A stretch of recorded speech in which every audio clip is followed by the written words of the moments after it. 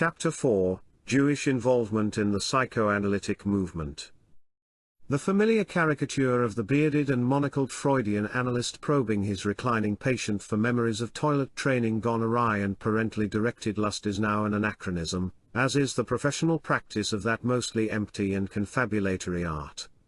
How such an elaborate theory could have become so widely accepted, on the basis of no systematic evidence or critical experiments, and in the face of chronic failures of therapeutic intervention in all of the major classes of mental illness, schizophrenia, mania and depression, is something that sociologists of science and popular culture have yet to fully explain. Paul Churchland, 1995, 181. The thesis of this chapter is that it is impossible to understand psychoanalysis as a science, or more properly as a political movement, without taking into account the role of Judaism. Sigmund Freud is a prime example of a Jewish social scientist whose writings were influenced by his Jewish identity, and his negative attributions regarding Gentile culture as the source of anti-Semitism. The discussion of Jewish involvement in the psychoanalytic movement was until recently, as though by tacit agreement, beyond the pale, Yerushalmi 1991, 98. Nevertheless, the Jewish involvement in psychoanalysis, the Jewish science has been apparent to those inside and outside the movement since its inception. History made psychoanalysis a Jewish science. It continued to be attacked as such. It was destroyed in Germany, Italy, and Austria and exiled to the four winds, as such. It continues even now to be perceived as such by enemies and friends alike. Of course there are by now distinguished analysts who are not Jews. But the vanguard of the movement over the last 50 years has remained predominantly Jewish as it was from the beginning. Yerushalmi 1991, 98. In addition to constituting the core of the leadership and the intellectual vanguard of the movement, Jews have also constituted the majority of the movement's members. In 1906 all 17 members of the movement were Jewish, and they strongly identified as Jews, Klein 1981. In a 1971 study, Henry, Sims and Spray found that 62.1% of their sample of American psychoanalysts identified themselves as having a Jewish cultural affinity, compared with only 16.7% indicating a Protestant affinity and 2.6% a Catholic affinity. An additional 18.6% indicated no cultural affinity, a percentage considerably higher than the other categories of mental health professional and suggesting that the percentage of psychoanalysts with a Jewish background was even higher than 62%, Henry, Sims and Spray 1971, 27. We have seen that a common component of Jewish intellectual activity since the Enlightenment has been to criticize Gentile culture. Freud's ideas have often been labeled as subversive. Indeed, Freud was convinced that it was in the very nature of psychoanalytic doctrine to appear shocking and subversive. On board ship to America he did not feel that he was bringing that country a new panacea. With his typically dry wit he told his traveling companions, "We are bringing them the plague," Manani 1971, 168. Peter Gay labels Freud's work generally as subversive, 1987, 140, his sexual ideology in particular as deeply subversive for his time, p. 148, and he describes his totem and taboo as containing subversive conjectures, p. 327, in its analysis of culture. While the implications of Darwin's views were threatening and unsettling, they were not quite so directly abrasive, not quite so unrespectable, as Freud's views on infantile sexuality, the ubiquity of perversions, and the dynamic power of unconscious urges, Gay 1987, 144. There was a general perception among many anti-Semites that Jewish intellectuals were subverting German culture in the period prior to 1933, Separation and its Discontents, Chapter 2, and psychoanalysis was one aspect of this concern. A great deal of hostility to psychoanalysis centered around the perceived threat of psychoanalysis to Christian sexual ethics, including the acceptance of masturbation and premarital sex, Kurzweil 1989, 18. Psychoanalysis became a target of Gentiles decrying the Jewish subversion of culture, The Decadent Influence of Judaism, as one writer termed it, see Klein 1981, 144. In 1928 Karl Christian Klemann, a professor of ethnology at the University of Bonn, reacted strongly to the future of an illusion, Freud's analysis of religious belief in terms of infantile needs. Klemann decried the psychoanalytic tendency to find sex everywhere, a tendency he attributed to the Jewish composition of the movement. One could explain this by the particular circles from which its advocates and perhaps, too, the patients it treats, principally hail, in Gay 1988, 537. Freud's books were burned in the May 1933 book burnings in Germany, and when the Nazis entered Vienna in 1938, they ordered Freud to leave and abolished the International Psychoanalytische Verlag. In the United States, by the second decade of the 20th century Freud was firmly associated with the movement for sexual freedom and social reform, and had become the target of social conservatives, Tory 1992, 16 ff. As late as 1956 a psychiatrist writing in the American Journal of Psychiatry complained, "Is it possible that we are developing the equivalent of a secular church, supported by government monies, staffed by a genital-level apostolate unwittingly dispensing a broth of existential atheism, hedonism, and other dubious religio-philosophical ingredients?" Johnson 1956, 40. Conquering Rome, Freud's Jewish Identity. Although he rejected religion, Freud himself had a very strong Jewish identity. In a 1931 letter he described himself as a fanatical Jew, and on another occasion he wrote that he found the attraction of Judaism and of Jews so irresistible, many dark emotional powers, all the mightier the less they let themselves be grasped in words, as well as the clear consciousness of inner identity, the secrecy of the same mental construction, in Gay 1988, 601. On another occasion he wrote of strange secret longings related to his Jewish identity, in Gay 1988, 601. At least by 1930 Freud also became strongly sympathetic with Zionism. His son Ernest was also a Zionist, and none of Freud's children converted to Christianity or married Gentiles. As expected by social identity theory, Freud's strong sense of Jewish identity involved a deep estrangement from Gentiles.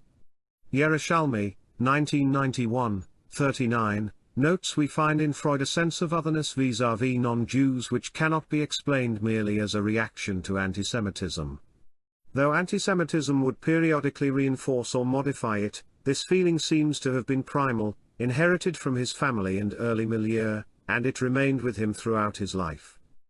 In a revealing comment, Freud stated, "I have often felt as though I inherited all the obstinacy and all the passions of our ancestors when they defended their temple, as though I could throw away my life with joy for a great moment," in Gay 1988, 604. His identity as a Jew was thus associated with a self-concept in which he selflessly does battle with the enemies of the group, dying in an act of heroic altruism defending group interests, a mirror-image Jewish version of the grand finale of Wagner's Nibelungenlied that was an ingredient in Nazi ideology. See Separation and its Discontents, Chapter 5. In terms of social identity theory, Freud thus had a very powerful sense of group membership and a sense of duty to work altruistically for the interests of the group.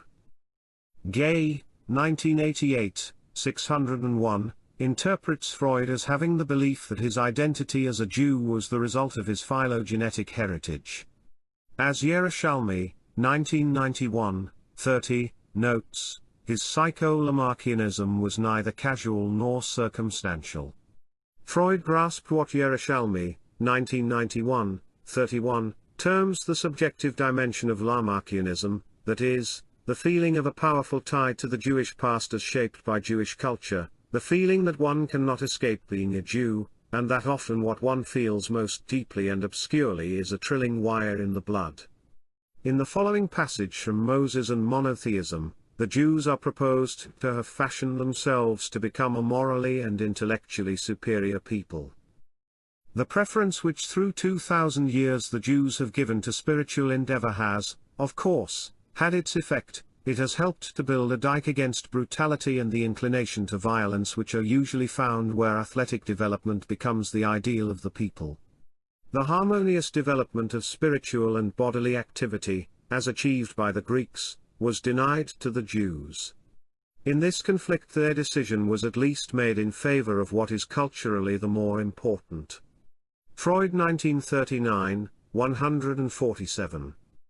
Freud's sense of Jewish superiority can also be seen in a diary entry by Joseph Wertes based on an interview with Freud in 1935. Freud commented that he viewed Gentiles as prone to ruthless egoism, whereas Jews had a superior family and intellectual life. Wertes then asked Freud if he viewed Jews as a superior people. Freud replied, "I think nowadays they are. When one thinks that 10 or 12 of the Nobel winners are Jews, and when one thinks of their other great achievements in the sciences and in the arts, one has every reason to think them superior." In Cudahy 1974, 36. Further, Freud viewed these differences as unchangeable.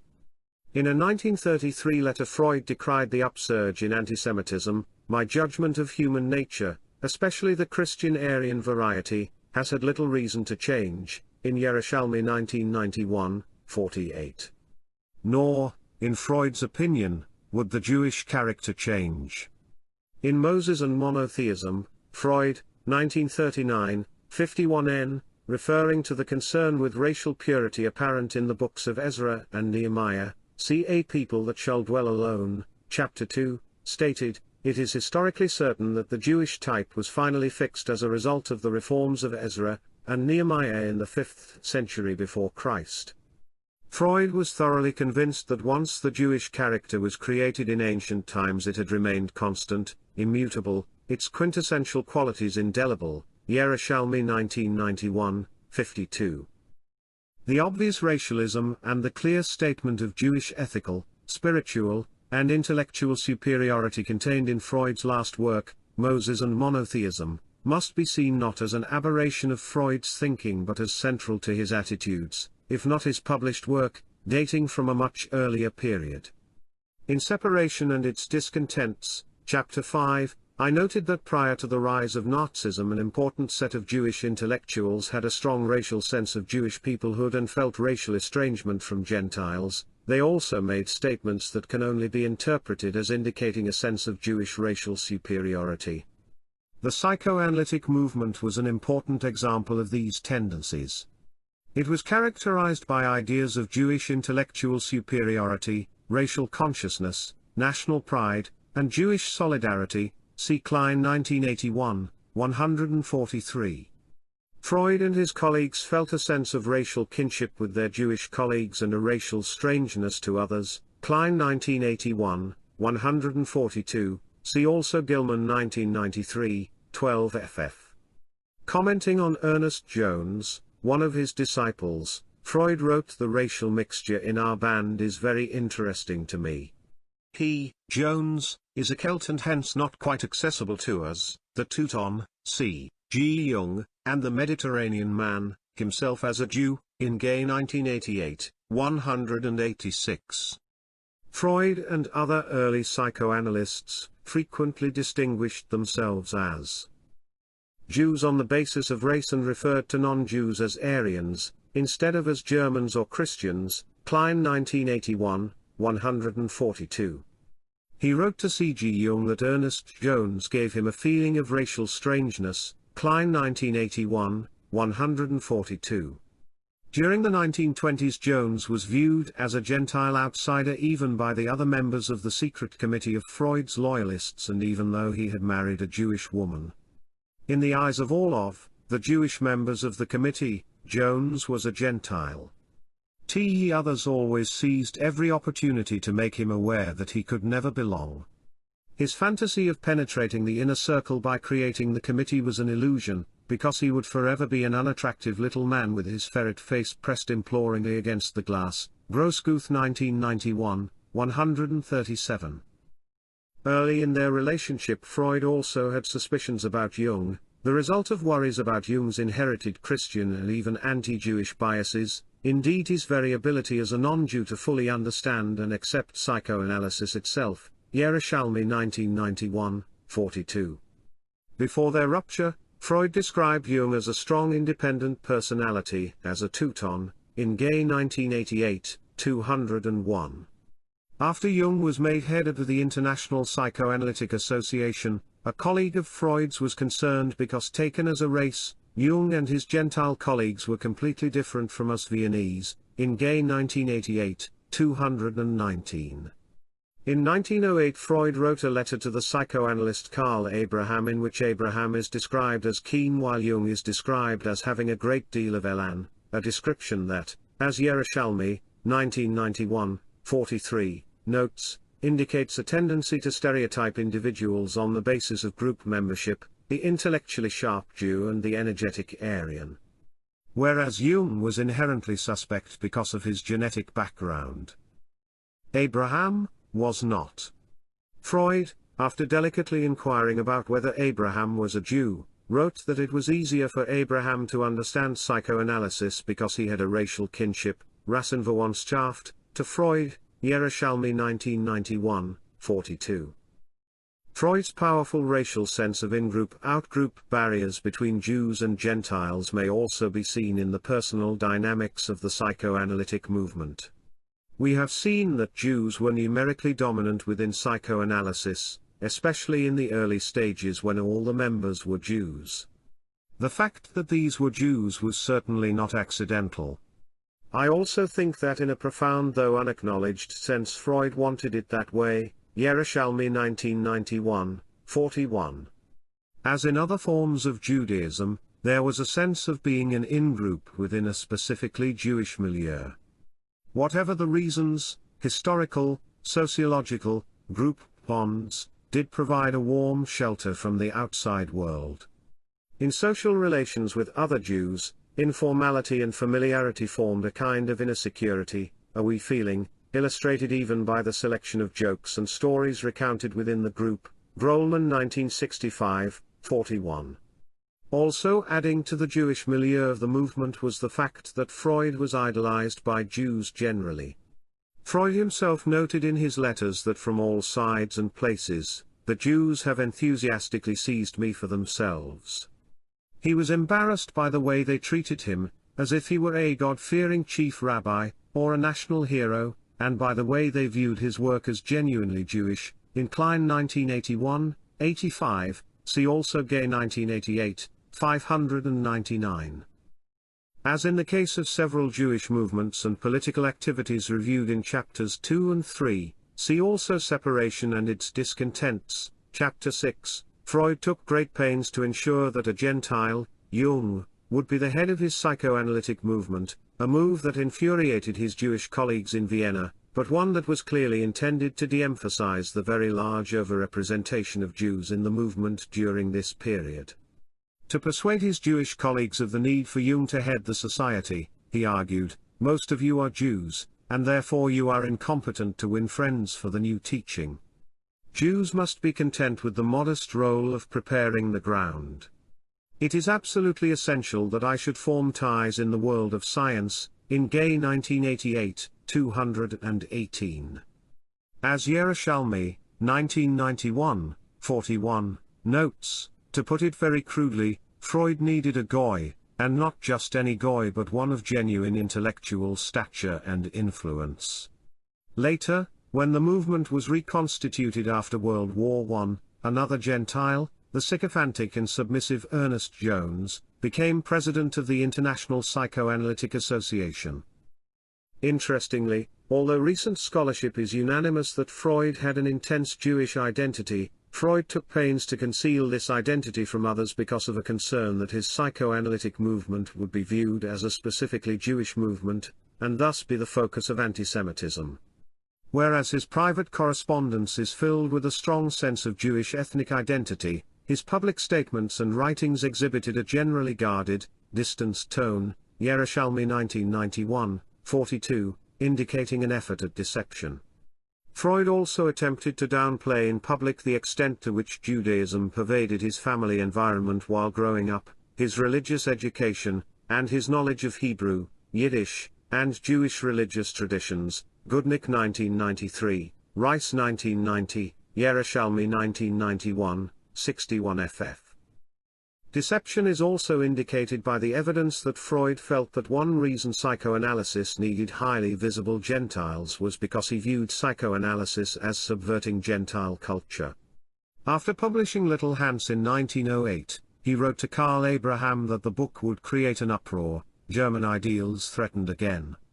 Our Aryan comrades are really completely indispensable to us, otherwise psychoanalysis would succumb to anti-Semitism, in Yerushalmi 1991, 43. Social identity theory emphasizes the importance of positive attributions regarding the in-group and negative attributions regarding the out-group. Freud's strong sense of Jewish identity was accompanied by feelings of intellectual superiority to Gentiles, Klein 1981, 61. In an early letter to his future wife, Freud stated, "In the future, for the remainder of my apprenticeship in the hospital, I think I shall try to live more like the Gentiles, modestly, learning and practicing the usual things and not striving after discoveries or delving too deep," in Yerushalmi 1991, 39. Freud used the word goyim to refer to Gentiles in this passage, and Yerushalmi comments, "The hand is the hand of Sigmund, the voice is the voice of Jacob, Freud's religiously observant father, p. 39. It is the voice of separation and estrangement." An attitude of Jewish superiority to Gentiles not only characterized Freud but pervaded the entire movement. Ernest Jones, 1959, 211, mentioned the Jewish belief, which they often impose on other people too, concerning the superiority of their intellectual powers. As in the case of radical intellectual circles dominated by Jews, see Chapter 3, the feeling of Jewish superiority alienated many non-Jews within the movement and encouraged many outside the movement to dismiss as hypocritical the humanitarian claims of the psychoanalysts. Klein 1981, 143a comment suggesting self-deception among psychoanalysts regarding their motives. Freud's estrangement from Gentiles also involved positive views of Judaism, and negative views of Gentile culture, the latter viewed as something to be conquered in the interest of leading humanity to a higher moral level and ending anti-Semitism. Freud had a sense of Jewish moral superiority to the injustices of an intolerant, inhumane, indeed, anti-Semitic, society, Klein 1981, 86. Freud supported those in the Jewish society, B'nai B'rith, who urged Jews to regard themselves as mankind's champions of democratic and fraternal ideals, Klein 1981, 86.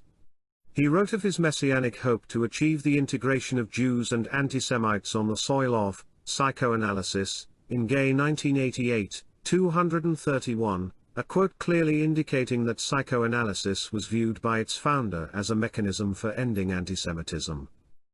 Freud was proud of his enemies, the persecuting Roman Catholic Church, the hypocritical bourgeoisie, the obtuse psychiatric establishment, the materialistic Americans, so proud, indeed, that they grew in his mind into potent specters far more malevolent and far less divided than they were in reality.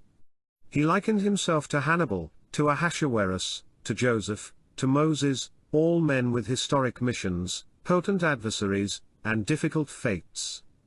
Gay 1988, 604.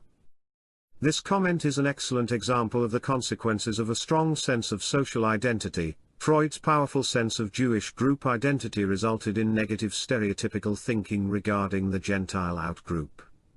Gentile society, and particularly the most salient institutions of Gentile culture, were viewed stereotypically as evil. These institutions were not only viewed negatively, but the accentuation effect, see separation and its discontents, Chapter 1, came into play and resulted in a general attribution of homogeneity to the outgroup, so that these institutions are seen as much less divided than they actually were. Consider also Sulliway's 1979b description of the genesis of Freud's self-concept as a hero dating from his childhood and inculcated by his family. Attesting to the intensity of Freud's Jewish identification and his self-concept as a Jewish hero, all of Freud's childhood heroes were related to Judaism: Hannibal, the Semitic combatant against Rome; Cromwell, who allowed the Jews to enter England; and Napoleon, who gave Jews civil rights. Early on he described himself as a conquistador rather than as a man of science. This type of messianic thought was common in fin de siècle Vienna among Jewish intellectuals who were attempting to bring about a supranational, supraethnic world. Klein 1981, 29, a characterization that, as seen in Chapter 3, would also apply to Jewish involvement in radical political movements. These intellectuals frequently expressed their humanitarianism in terms of their renewed Jewish self-conception. They had a shared belief that Jews were responsible for the fate of humanity in the 20th century, p. 31. Many early proponents viewed psychoanalysis as a redemptive messianic movement that would end antisemitism by freeing the world of neuroses produced by sexually repressive Western civilization. Klein shows that some of Freud's closest associates had a very clearly articulated conception of psychoanalysis as a Jewish mission to the Gentiles, what one might view as a uniquely modern version of the ancient light of the nations theme of Jewish religious thought very common among intellectual apologists of Reform Judaism during the same period. Thus for Otto Rank, who developed a close father-son relationship with Freud, Jews were uniquely qualified to cure neurosis and act as the healers of humanity. Klein 1981, 129. Developing a variant of the perspective Freud used in Totem and Taboo and Civilization and Its Discontents, Rank argued that whereas other human cultures had repressed their primitive sexuality in the ascent to civilization, Jews possessed special creative powers, since they had been able to maintain a direct relation to nature, to primitive sexuality. Klein 1981, 129. Within this perspective, antisemitism results from the denial of sexuality, and the role of the Jewish mission of psychoanalysis was to end antisemitism by freeing humanity of its sexual repressions. A theoretical basis for this perspective was provided by Freud's 3 essays on the theory of sexuality, in which aggression was linked with the frustration of drives. Klein shows that this conceptualization of psychoanalysis as a redemptive light of the nations was common among other Jewish intimates of Freud. Thus Fritz Wittels advocated complete freedom of sexual expression and wrote, "Some of us believed that psychoanalysis would change the surface of the earth, and introduce a golden age in which there would be no room for neuroses anymore. We felt like great men." Some people have a mission in life. In Klein 1981, 138-139. Jews were viewed as having the responsibility to lead the Gentiles toward truth and nobility of behavior. The tendency to place the Jew and the non-Jew in a relationship of fundamental opposition imbued even the expressions of redemption with an adversary quality. Klein 1981, 142. Gentile culture was something to be conquered in battle by the morally superior, redemptive Jew. The spirit of the Jews will conquer the world. Wittels, in Klein 1981, 142. Coincident with Wittels's belief in the mission of psychoanalysis was a positive Jewish self-identity. He described the convert Jew as characterized by the psychological disability of hypocrisy. Klein 1981, 139. The cure for the aggression characteristic of antisemitism was therefore believed to lie in freeing Gentiles from their sexual repressions. Although Freud himself eventually developed the idea of a death instinct to explain aggression, a consistent theme of the Freudian critique of Western culture, as exemplified for example by Norman O. Brown, Herbert Marcuse, and Wilhelm Reich, has been that the liberation of sexual repressions would lead to lowered aggression and usher in an era of universal love. It is therefore of interest that when Jung and Alfred Adler were expelled from the movement for heresy, the issue that appears to have been most important to Freud was their rejection of the interrelated ideas of the sexual etiology of neurosis, the Oedipal complex, and childhood sexuality. Sexual repression in Western societies during this period was highly salient and undeniable. Freud's theory may thus be viewed as an invention whose utility in the assault on Western culture derived from the intuitive plausibility of supposing that the suppression of sexual urges would result in major changes in behavior that could possibly have psychotherapeutic effects.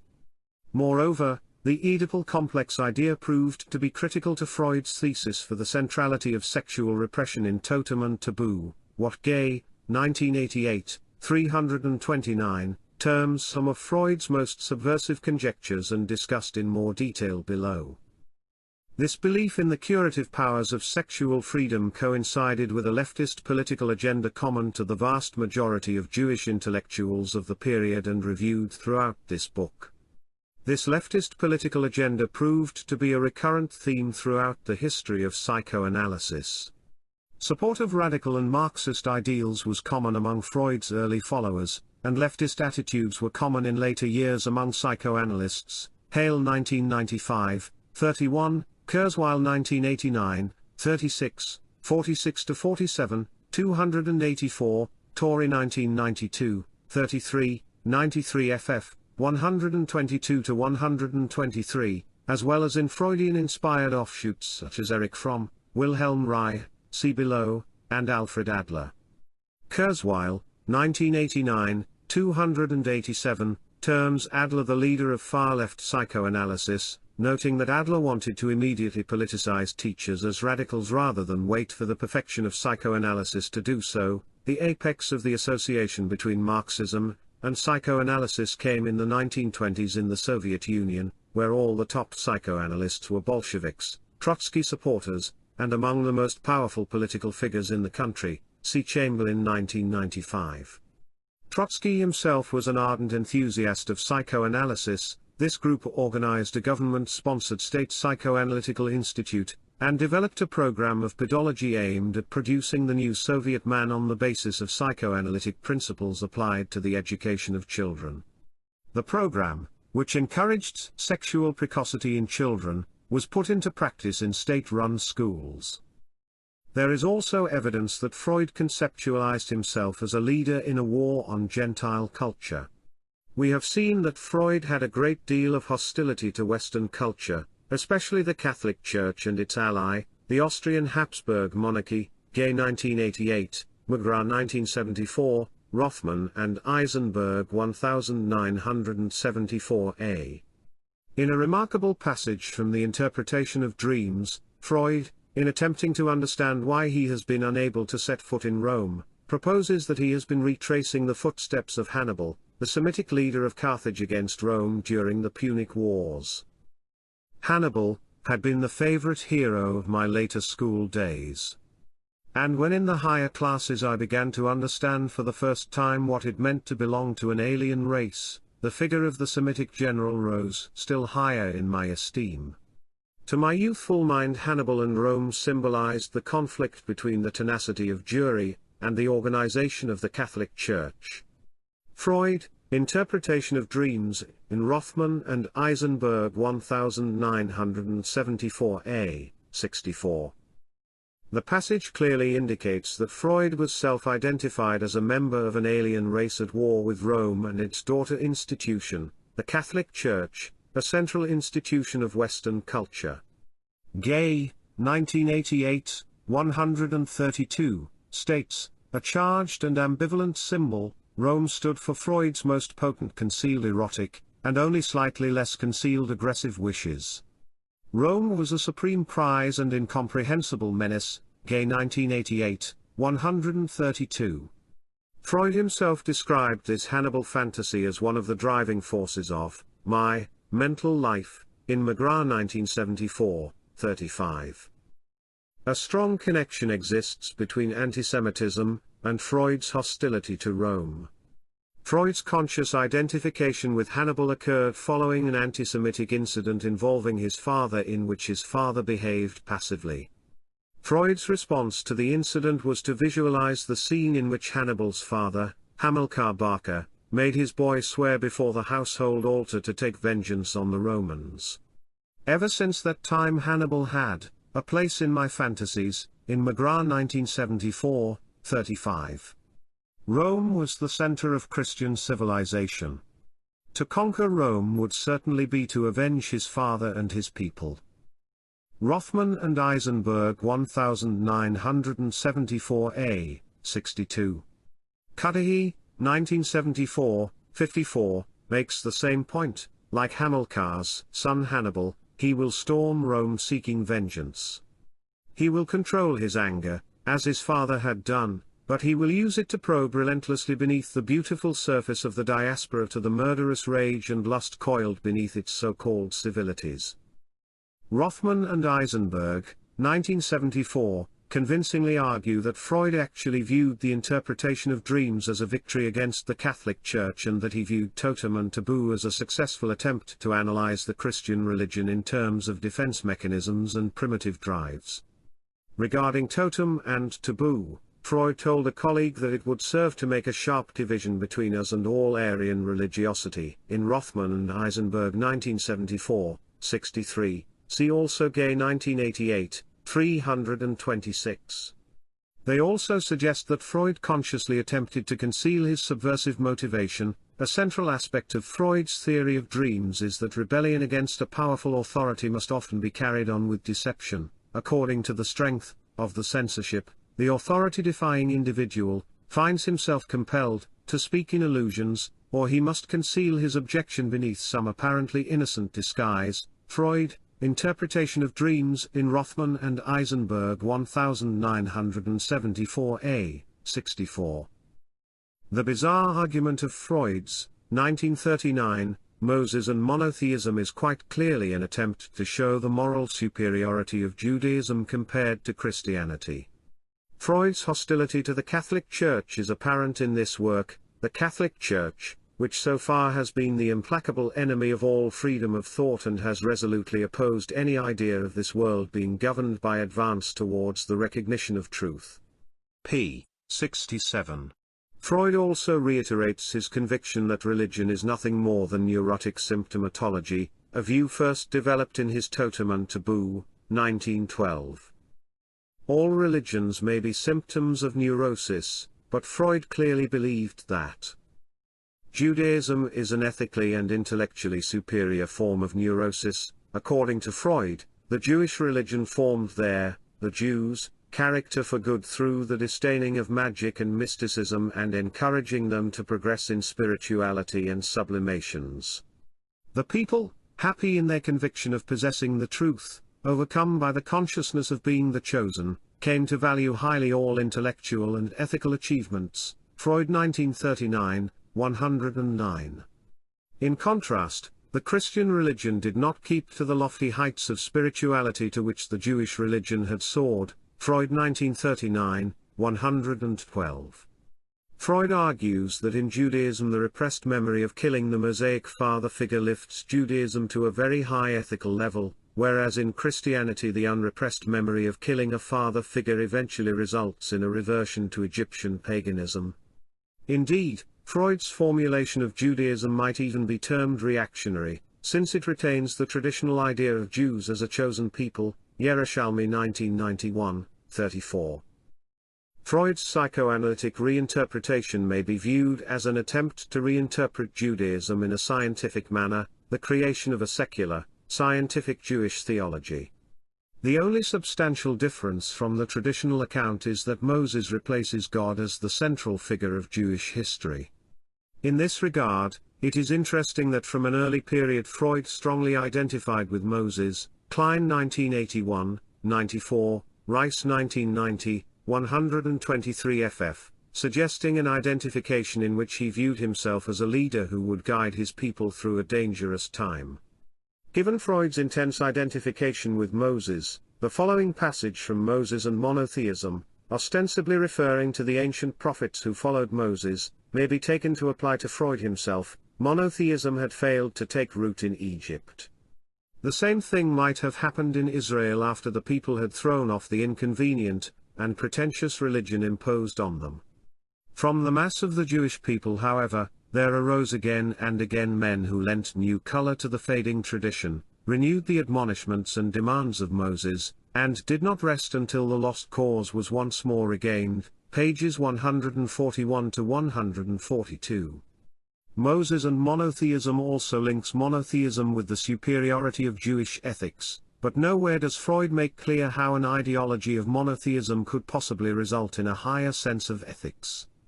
As indicated in A People That Shall Dwell Alone, Chapter 3, Jewish monotheism is closely linked to ethnocentrism and fear of exogamy.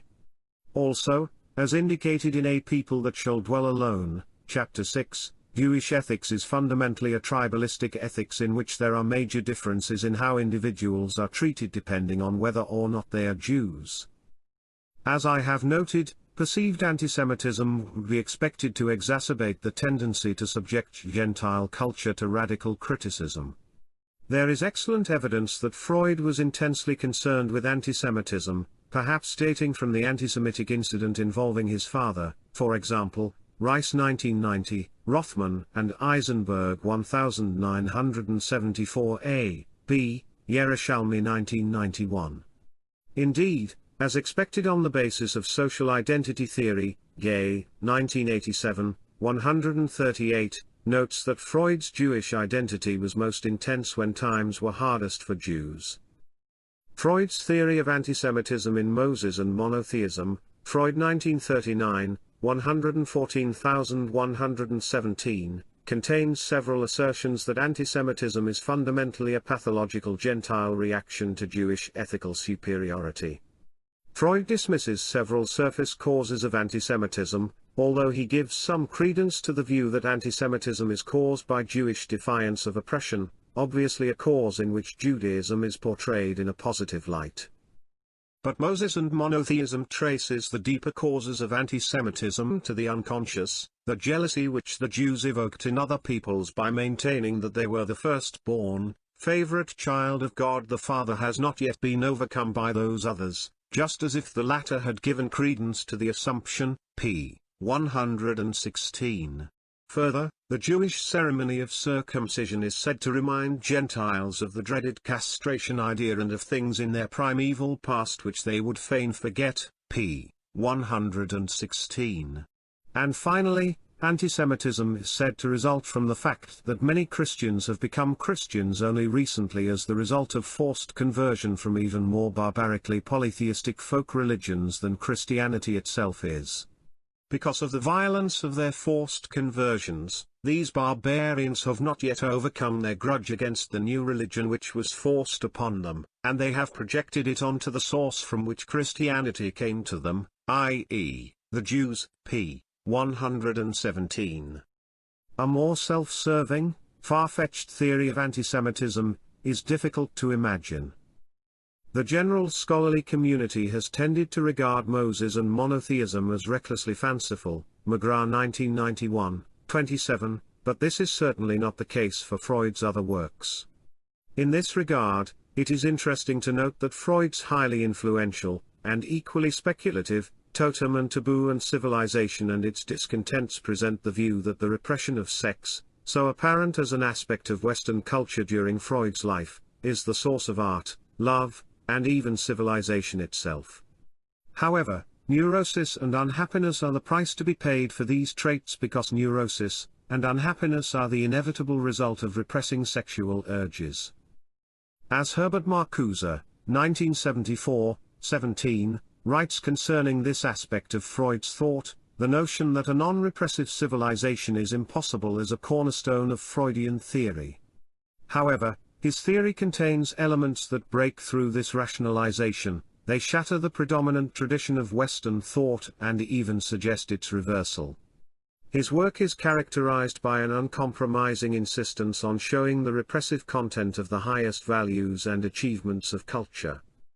Western culture has been placed on the couch, and the role of psychoanalysis is to help the patient adjust somewhat to a sick, psychopathology-inducing society, while psychoanalytic theory recognizes that the sickness of the individual is ultimately caused and sustained by the sickness of his civilization. Psychoanalytic therapy aims at curing the individual so that he can continue to function as part of a sick civilization without surrendering to it altogether. Marcuse 1974, 245.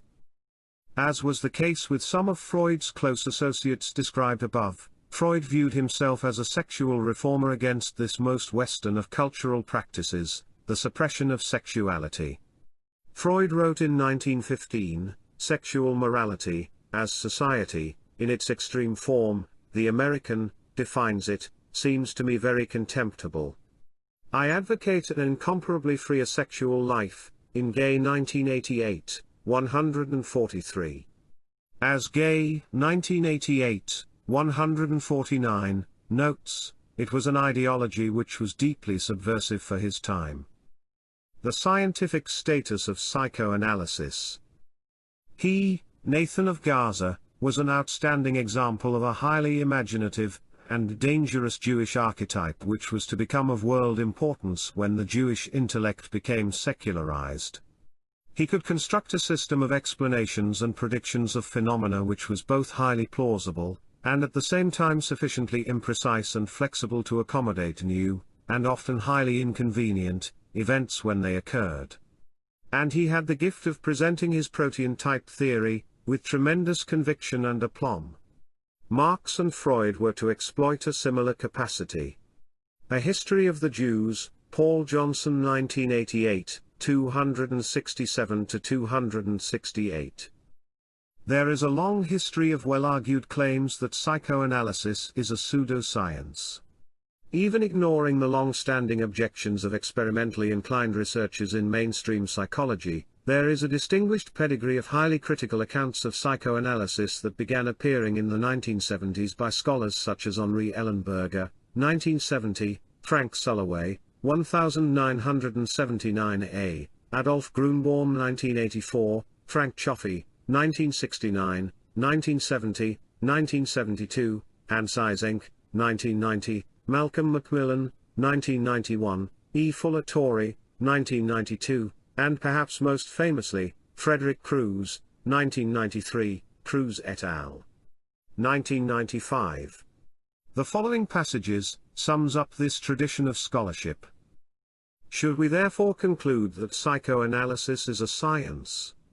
My evaluation shows that at none of the different stages through which it evolved, was Freud's theory one from which adequate explanations could be generated.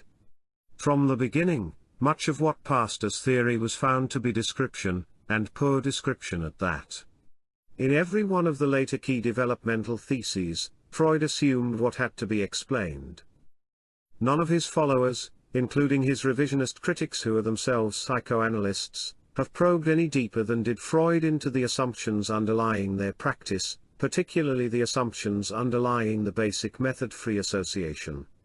None question whether those assumptions hold in the therapeutic situation, none has attempted to break out of the circle. Macmillan 1991, 610–612.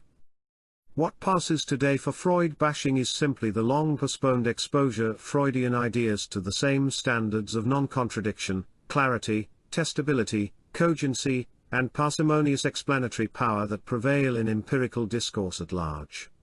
Step by step, we are learning that Freud has been the most overrated figure in the entire history of science and medicine, one who wrought immense harm through the propagation of false etiologies, mistaken diagnoses, and fruitless lines of inquiry. Still the legend dies hard, and those who challenge it continue to be greeted like rabid dogs. Cruz et al. 1995, 298–299. Even those within the psychoanalytic camp have often noted the lack of scientific rigor of the early psychoanalysts, and indeed, lack of scientific rigor is a continuing concern even in psychoanalytic circles, for example, Cooper 1990, Michaels 1988, Orgel 1990, Reiser 1989. Gay, 1988, 235, who clearly regards psychoanalysis as a science, states of the first-generation psychoanalysts that they fearlessly interpreted one another's dreams, fell on the other's slips of the tongue or pen, freely, much too freely, employed diagnostic terms like paranoid and homosexual to characterize their associates and indeed themselves. They all practiced in their circle the kind of wild analysis they decried in outsiders as tactless, unscientific, and counterproductive. Gay, 1988, 543, calls Civilization and Its Discontents one of Freud's most influential writings. It now seems apparent that the theory Freud developed in Civilization and Its Discontents and his earlier work, Totem and Taboo, rests on a number of extremely naive, pre-scientific conceptualizations of human sexual behavior and its relation to culture. It is noteworthy that in arriving at his views Freud was forced to summarily reject Edward Westermarck's theory of incest, which is the basis of modern scientific theories of incest, see Macdonald 1986. However, by means of these speculative leaps, Freud managed to diagnose Western culture as essentially neurotic while apparently, on the basis of the argument in Moses and monotheism, holding the view that Judaism represents the epitome of mental health and moral and intellectual superiority. Freud appears to have been well aware that his highly subversive conjectures in Totem and Taboo were entirely speculative. When the book was called A Just So Story by a British anthropologist in 1920, Freud was amused and stated only that his critic was deficient in fantasy, Gay 1988, 327, apparently a concession that the work was fanciful. Freud stated, "It would be nonsensical to strive for exactitude with this material, as it would be unreasonable to demand certainty," in Gay 1988, 330. Similarly, Freud described civilization and its discontents as an essentially dilettantish foundation on which rises a thinly tapered analytic investigation, in Gay 1988, 543. Peter Gay terms Freud's proposal of the Lamarckian inheritance of guilt, which runs through these works, as sheer extravagance, piled upon the earlier extravagance of the claim that the primal murder had been an historic event. However, even this assessment fails to get at the incredible rejection of the scientific spirit apparent in these writings. It was more than extravagance. Freud was accepting a genetic theory, the inheritance of acquired characteristics, which had, at least by the time civilization and its discontents reaffirmed the doctrine, been completely rejected by the scientific community. This was a self-consciously speculative theory, but Freud's speculations clearly had an agenda. Rather than provide speculations that reaffirmed the moral and intellectual basis of the culture of his day, his speculations were an integral part of his war on Gentile culture, so much so that he viewed Totem and Taboo as a victory over Rome and the Catholic Church. Similarly, Freud's future of an illusion is a strong attack on religion in the name of science. Freud himself acknowledged that the scientific content was weak, stating, "The analytic content of the work is very thin," in Gay 1988, 524. Gay, 1988, 537, finds that it fell short of his self-imposed standards, which, as we have already seen, were hardly averse to speculation in the service of a political agenda. Again, however, Freud engages in scientific speculation in the service of an agenda of subverting the institutions of Gentile society. This type of posturing was typical of Freud. For example, Cruz, 1993, 57, notes that Freud advanced his theory that Dostoevsky was not an epileptic but a hysteric suffering from having witnessed a primal scene with a typically guileful show of tentativeness, but then, just as typically, he goes on to treat it as firmly settled. Dostoevsky was in fact an epileptic. The theory of the Oedipal complex, childhood sexuality, and the sexual etiology of the neuroses, the three central doctrines that underlie Freud's radical critique of Gentile culture, play absolutely no role in contemporary mainstream developmental psychology. From the standpoint of evolutionary theory, the idea that children would have a specifically sexual attraction to their opposite-sex parent is highly implausible, since such an incestuous relationship would result in inbreeding depression and be more likely to result in disorders caused by recessive genes, see Macdonald 1986. The proposal that boys' desire to kill their fathers conflicts with the general importance of paternal provisioning of resources in understanding the evolution of the family, Macdonald 1988, A. 1992, boys who had succeeded in killing their fathers and having sex with their mothers would not only be left with genetically inferior offspring, but also be deprived of paternal support and protection. Modern developmental studies indicate that many fathers and sons have very close, reciprocated affectional relationships beginning in infancy, and the normative pattern is for mothers and sons to have very intimate and affectionate, but decidedly non-sexual, relationships.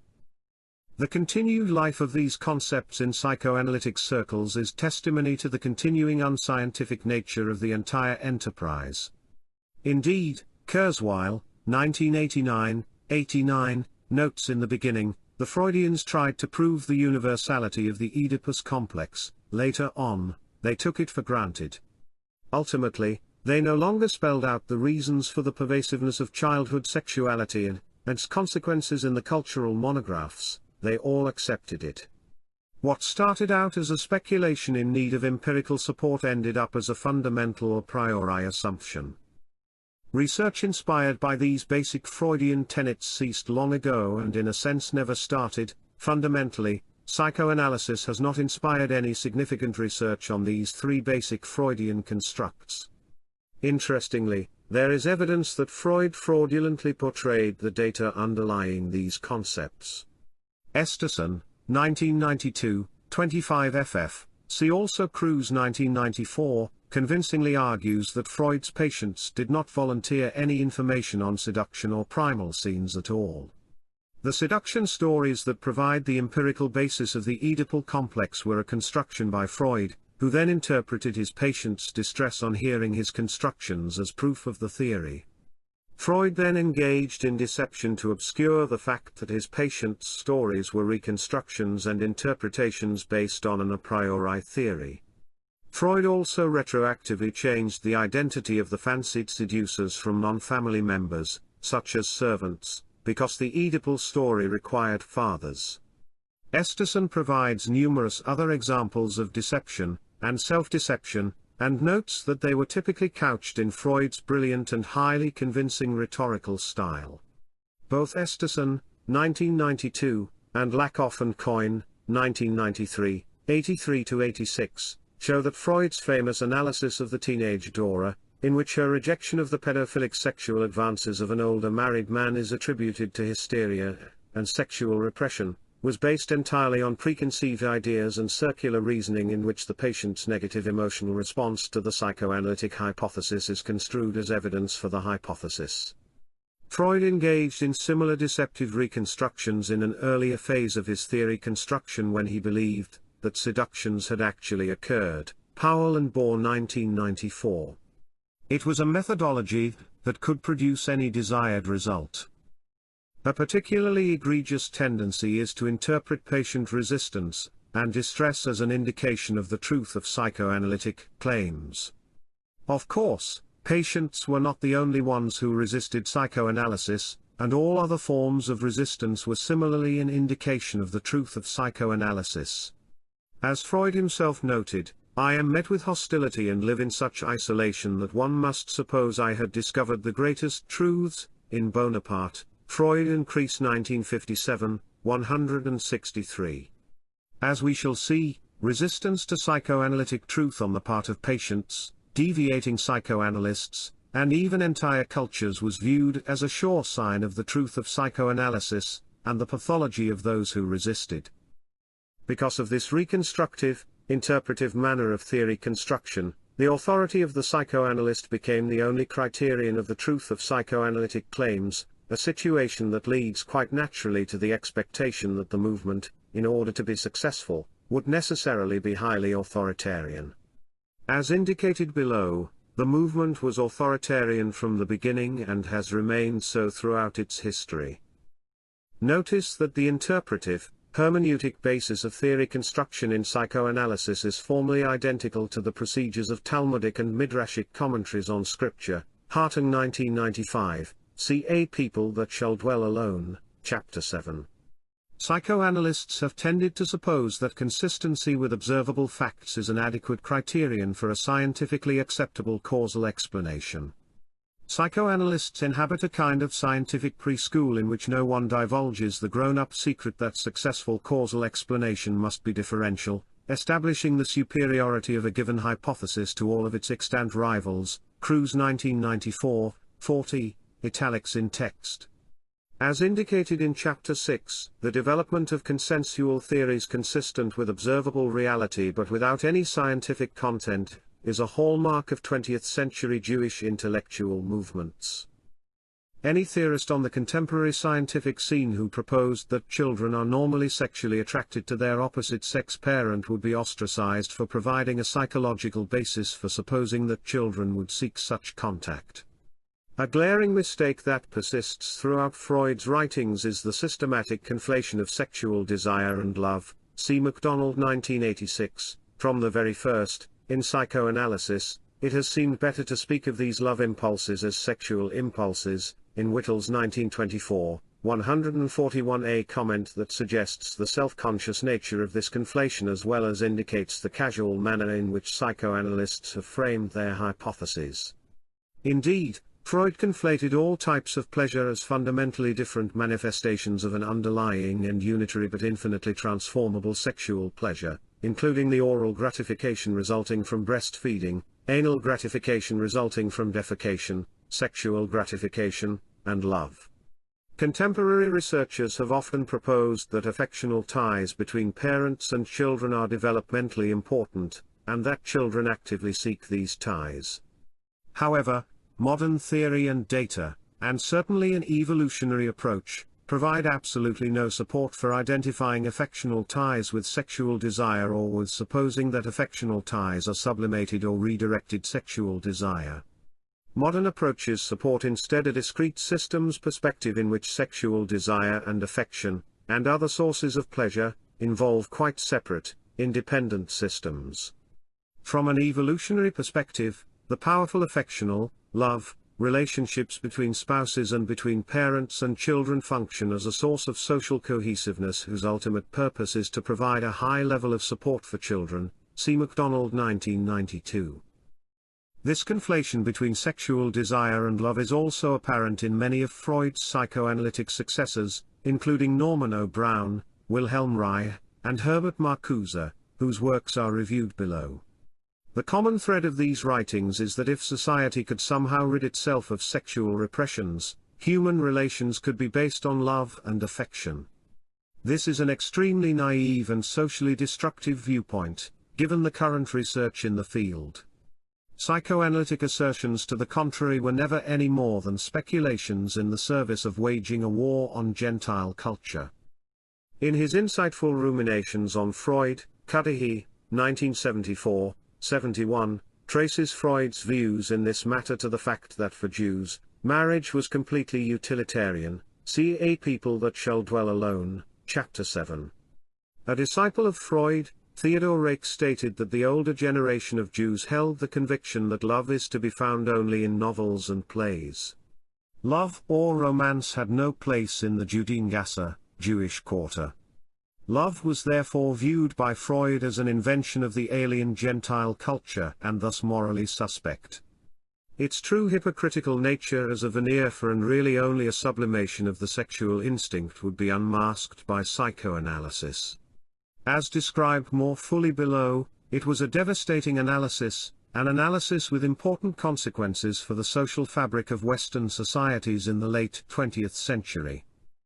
Finally, another general mistake, and one that illustrates the political nature of Freud's entire agenda, is that sexual urges are viewed as having a powerful biological basis, the ID, while traits such as responsibility, dependability, orderliness, guilt, and delay of gratification, i.e., the conscientiousness system of personality theory, are imposed by a repressive, pathology-inducing society.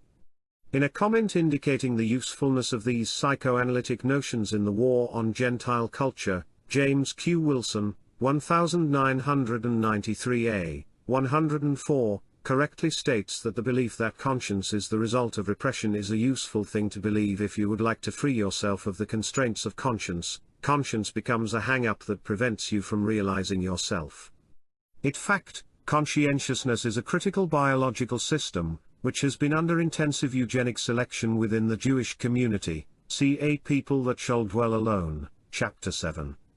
An evolutionary perspective implies, rather, that both systems have a powerful biological basis and both serve critical adaptive functions. Macdonald 1995a, 1998c. No animal and certainly no human has ever been able to be devoted entirely to self-gratification, and there is no reason whatever to suppose that our biology would solely be directed toward obtaining immediate gratification and pleasure. In the real world, achieving evolutionary goals demands that attention be paid to details, careful plans be made, and gratification be deferred. The continued life of these notions within the psychoanalytic community testifies to the vitality of psychoanalysis as a political movement. The continued self-imposed separation of psychoanalysis from the mainstream science of developmental psychology, as indicated by separate organizations, separate journals, and a largely non-overlapping membership, is a further indication that the fundamental structure of psychoanalysis as a closed intellectual movement continues into the present era. Indeed, the self-segregation of psychoanalysis conforms well to the traditional structure of Judaism vis-à-vis Gentile society. There is the development of parallel universes of discourse on human psychology, two incompatible worldviews quite analogous to the differences in religious discourse that have separated Jews from their Gentile neighbors over the ages. Psychoanalysis as a political movement. While Darwin was satisfied with revising his work after further reflection and absorbing palpable hits by rational critics, while he trusted the passage of time and the weight of his argumentation, Freud orchestrated his wooing of the public mind through a loyal cadre of adherents, founded periodicals and wrote popularizations that would spread the authorized word, dominated international congresses of analysis until he felt too frail to attend them, and after that through surrogates like his daughter Anna. Gay 1987, 145. Scholars have recognized that this self-consciously oppositional, subversive stance characteristic of psychoanalysis, was maintained by methods that are completely contrary to the scientific spirit. The really incredible thing about the history of psychoanalysis is that Freud should be the object of such intense adulatory emotions 60 years after his death and 100 years after the birth of psychoanalysis, another indication that the entire subject must carry us well beyond science into the realm of politics and religion. What Grosguth, 1991, 219, says about herself is the only important scientific question. I am fascinated by the fact that thousands of people continue to idealize and defend Freud, without really knowing anything about him as a person. It is the continuation of this movement and the veneration of its founder, not the pseudo-scientific content of the theory, that are of interest. I have already noted the self-consciously speculative nature of these subversive doctrines, but another important aspect of this phenomenon is the structure of the movement and the manner in which dissent was handled within the movement. Psychoanalysis conducted itself less like a scientific medical enterprise than like a Politburo bent on snuffing out deviationism, Cruz 1994, 38. It is not surprising, therefore, that observers such as Soloway, 1979b, have described the cult-like aura of religion that has permeated psychoanalysis. Psychoanalysis has often been compared to a religion by outsiders as well as by insiders. Gay, 1988, 175, notes the persistent charge that Freud had founded a secular religion. Although Gay disputes the charge, he also uses words such as movement, p. 180 and pasim, conversion, p. 184, and the cause, p. 201, in describing psychoanalysis, and he uses strayed disciple, p. 485, to describe a defector, Otto Rank, and recruit, p. 540, to describe Princess Marie Bonaparte. Similarly, Yerushalmi, 1991, 41, speaks of Freud as bestowing on Jung the mantle of apostolic succession.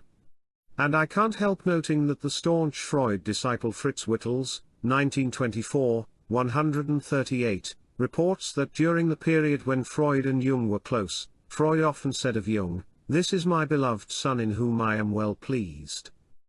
Wittels, 1924, also decried the suppression of free criticism within the society. Freud is treated as a demigod, or even as a god. No criticism of his utterances is permitted. Wittels tells us that Freud's dry Abhandlungen zur Sexual theory is the psychoanalyst's Bible. This is no mere figure of speech. The faithful disciples regard one another's books as of no account. They recognize no authority but Freud's, they rarely read or quote one another. When they quote it is from the Master, that they may give the pure milk of the Word, pages 142 to 143. Freud had little desire that his associates should be persons of strong individuality, and that they should be critical and ambitious collaborators. The realm of psychoanalysis was his idea and his will, and he welcomed anyone who accepted his views, p. 134. The authoritarianism of the movement repelled some. The influential Swiss psychiatrist Eugen Bleuler left the movement in 1911, telling Freud that this who is not for us is against us, this all or nothing, is necessary for religious communities and useful for political parties. I can therefore understand the principle as such, but for science I consider it harmful, in Gay 1987, 144 to 145. Other independent thinkers were simply expelled. There were emotionally charged, highly politicized scenes when Adler and Jung were expelled from the movement. As indicated above, both individuals had developed perspectives that clashed with those aspects of psychoanalytic orthodoxy that were crucial to developing a radical critique of Western culture, and the result was a bitter schism. In the case of Adler, some members in the movement and Adler himself made attempts to minimize the differences with Freudian orthodoxy by, for example, viewing Adler's ideas as extensions of Freud rather than as contradictions, but Freud was not interested in such forced compromises. Gay 1988, 222. Indeed, Jung stated in 1925 that Freud's attitude toward him was the bitterness of the person who is entirely misunderstood, and his manners always seemed to say, if they do not understand, they must be stamped into hell, in Ellenberger 1970, 462. After Jung's schism with Freud, Jung stated, I criticize in Freudian psychology a certain narrowness and bias and, in Freudians, a certain unfree, sectarian spirit of intolerance and fanaticism, in Gay 1988, 238. The defections expulsions of Jung and Adler were an early indication of the inability to tolerate any form of dissent from fundamental doctrines.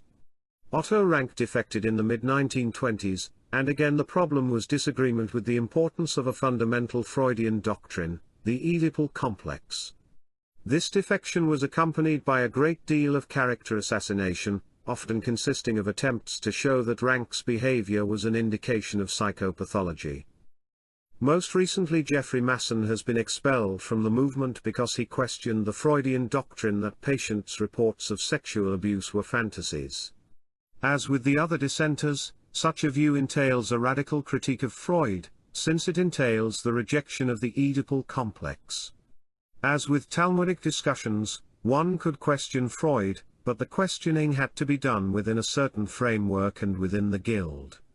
Stepping outside of the framework, being willing to question the very foundations of psychoanalysis, is unthinkable for most analysts. Masson 1990, 211. Masson's expulsion was characterized not by scientific debate about the accuracy of his claims but by a Stalinist show trial complete with character assassination. In the history of psychoanalysis, character assassination typically involves analyzing scientific disagreement as an indication of neurosis. Freud himself never tired of repeating the now notorious contention that the opposition to psychoanalysis stemmed from resistances arising from emotional sources. Esterson 1992, 216. For example, Freud attributed Jung's defection to strong neurotic and egotistic motives, in Gay 1988, 481.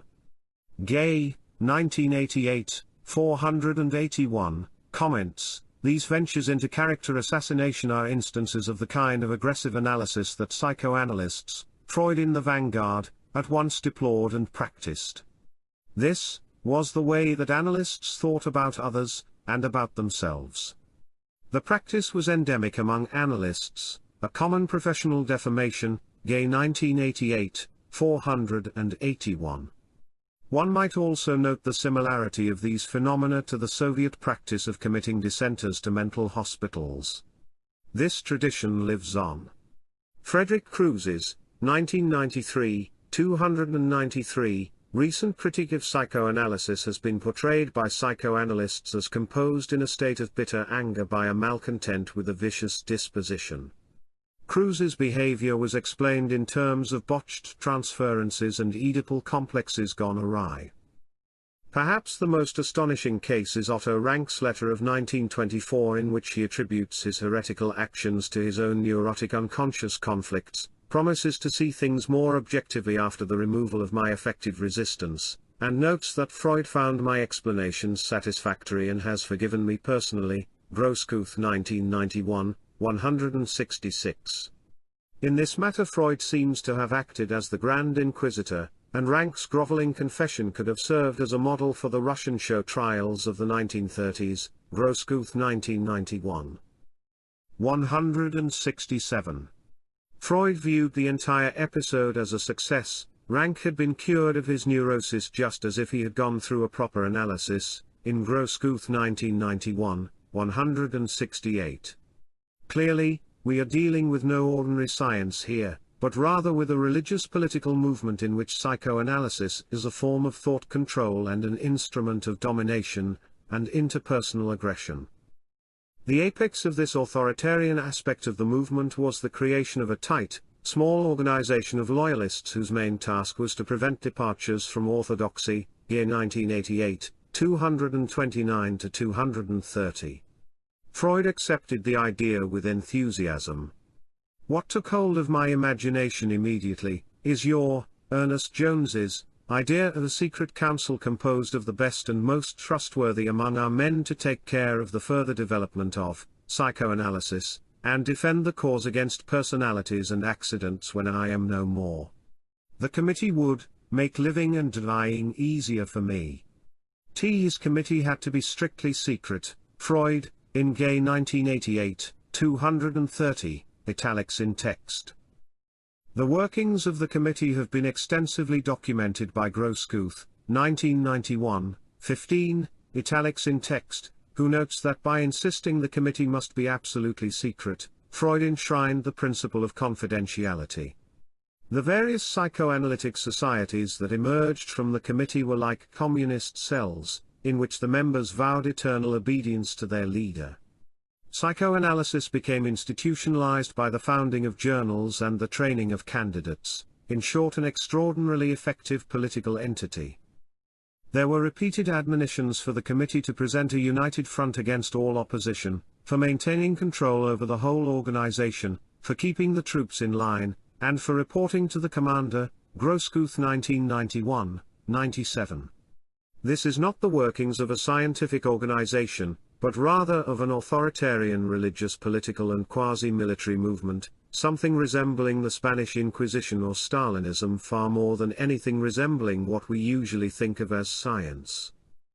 The authoritarian nature of the psychoanalytic movement is exemplified by the personalities of the members of the committee, all of whom appear to have had extremely submissive personalities and absolute devotion to Freud. Indeed, the members appear to have self-consciously viewed themselves as loyal sons to Freud the father figure, complete with sibling rivalry as the brothers jockeyed for position as the father's favorite, while Freud viewed his close followers as his children, with power to interfere in their personal lives. Grosskopf 1991, 123, Hale 1995, 29. To the loyalists, the truth of psychoanalysis was far less important than their psychological need to be appreciated by Freud, Deutsch 1940. These relationships went far beyond mere loyalty, however. Ernest Jones had grasped the fact that to be a friend of Freud's meant being a sycophant. It meant opening oneself completely to him, to be willing to pour out all one's confidences to him. Grosskopf 1991, 48. Jones believed that to disagree with Freud, the father, was tantamount to patricide, father murder, so that when Sandor Ferenczi disagreed with Freud on the reality of childhood sexual abuse, Jones called him a homicidal maniac. Masson 1990, 152.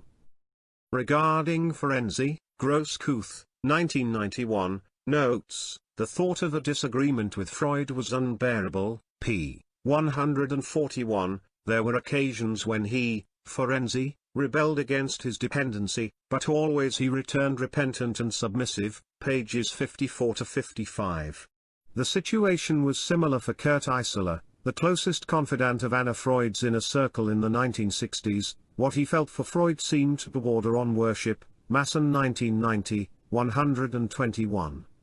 He held one thing sacred, and hence beyond criticism, Freud, Masson 1990, 122. It was common among the disciples to imitate Freud's personal mannerisms, and even among analysts who did not know Freud personally there were intense feelings, fantasies, transferences, identifications, Hale 1995, 30.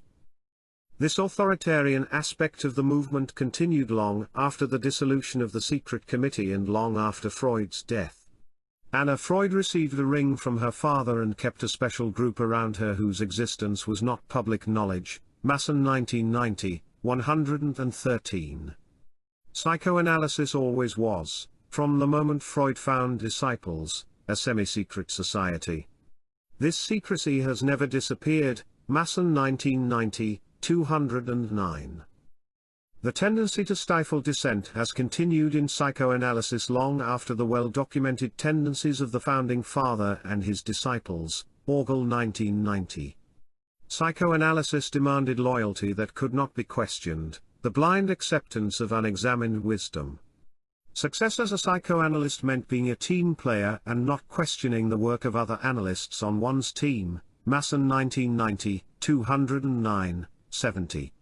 Intellectual dissent was stifled with statements by superiors that doubters had a further need for analysis or simply by removing dissenters from training programs. Further evidence for the essentially political character of psychoanalysis is the unique role of disciples able to trace themselves back to Freud in a direct line of descent. The idea of being a chosen disciple, privileged to have direct contact with the master, has survived and is continued in the procedures of many of the training programs of the institutes, Arlo and Brenner 1988, 5, see also Masson 1990, 55, 123.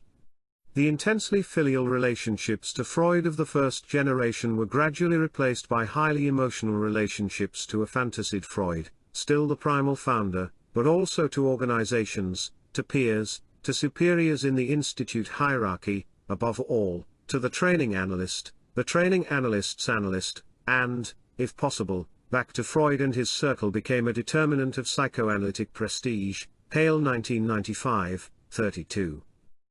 Unlike in a real science, in psychoanalysis there is a continuing role for what one might term the sacred texts of the movement, Freud's writings, both in teaching and in the current psychoanalytic literature. Studies of hysteria, and the interpretation of dreams are almost 100 years old but remain standard texts in psychoanalytic training programs. There is a recurrent appearance in the analytic literature of articles redoing, extending, deepening, and modifying Freud's early case histories, Arlo and Brenner 1988, 5. Indeed, it is remarkable to simply scan psychoanalytic journal articles and find that a large number of references are to Freud's work performed well over 60 years ago. The 1997 volume of Psychoanalytic Quarterly had 77 references to Freud in 24 articles. Only 5 articles had no references to Freud, and of these, 1 had no references at all. In keeping with psychoanalytic tradition, there were no empirical studies. There thus appears to be a continuing tendency noted by Whittles, 1924, 143, long ago, the faithful disciples regard one another's books as of no account. They recognize no authority but Freud's, they rarely read or quote one another.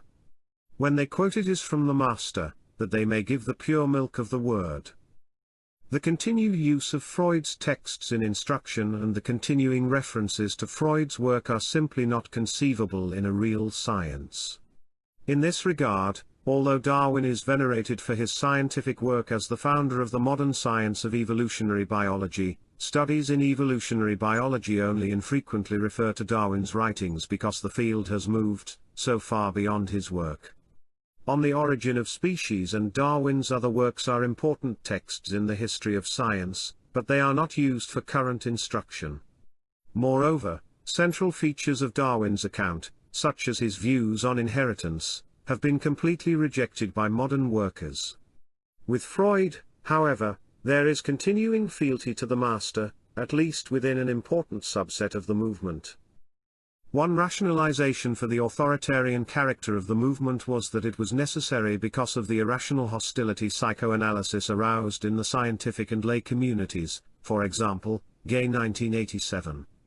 However, Sulloway, 1979a, 448, see also Ellenberger 1970, 418-420, Esterson 1992, 172-173, Keel 1988, finds the supposedly hostile reception of Freud's theories to be one of the most well-entrenched legends of psychoanalytic history.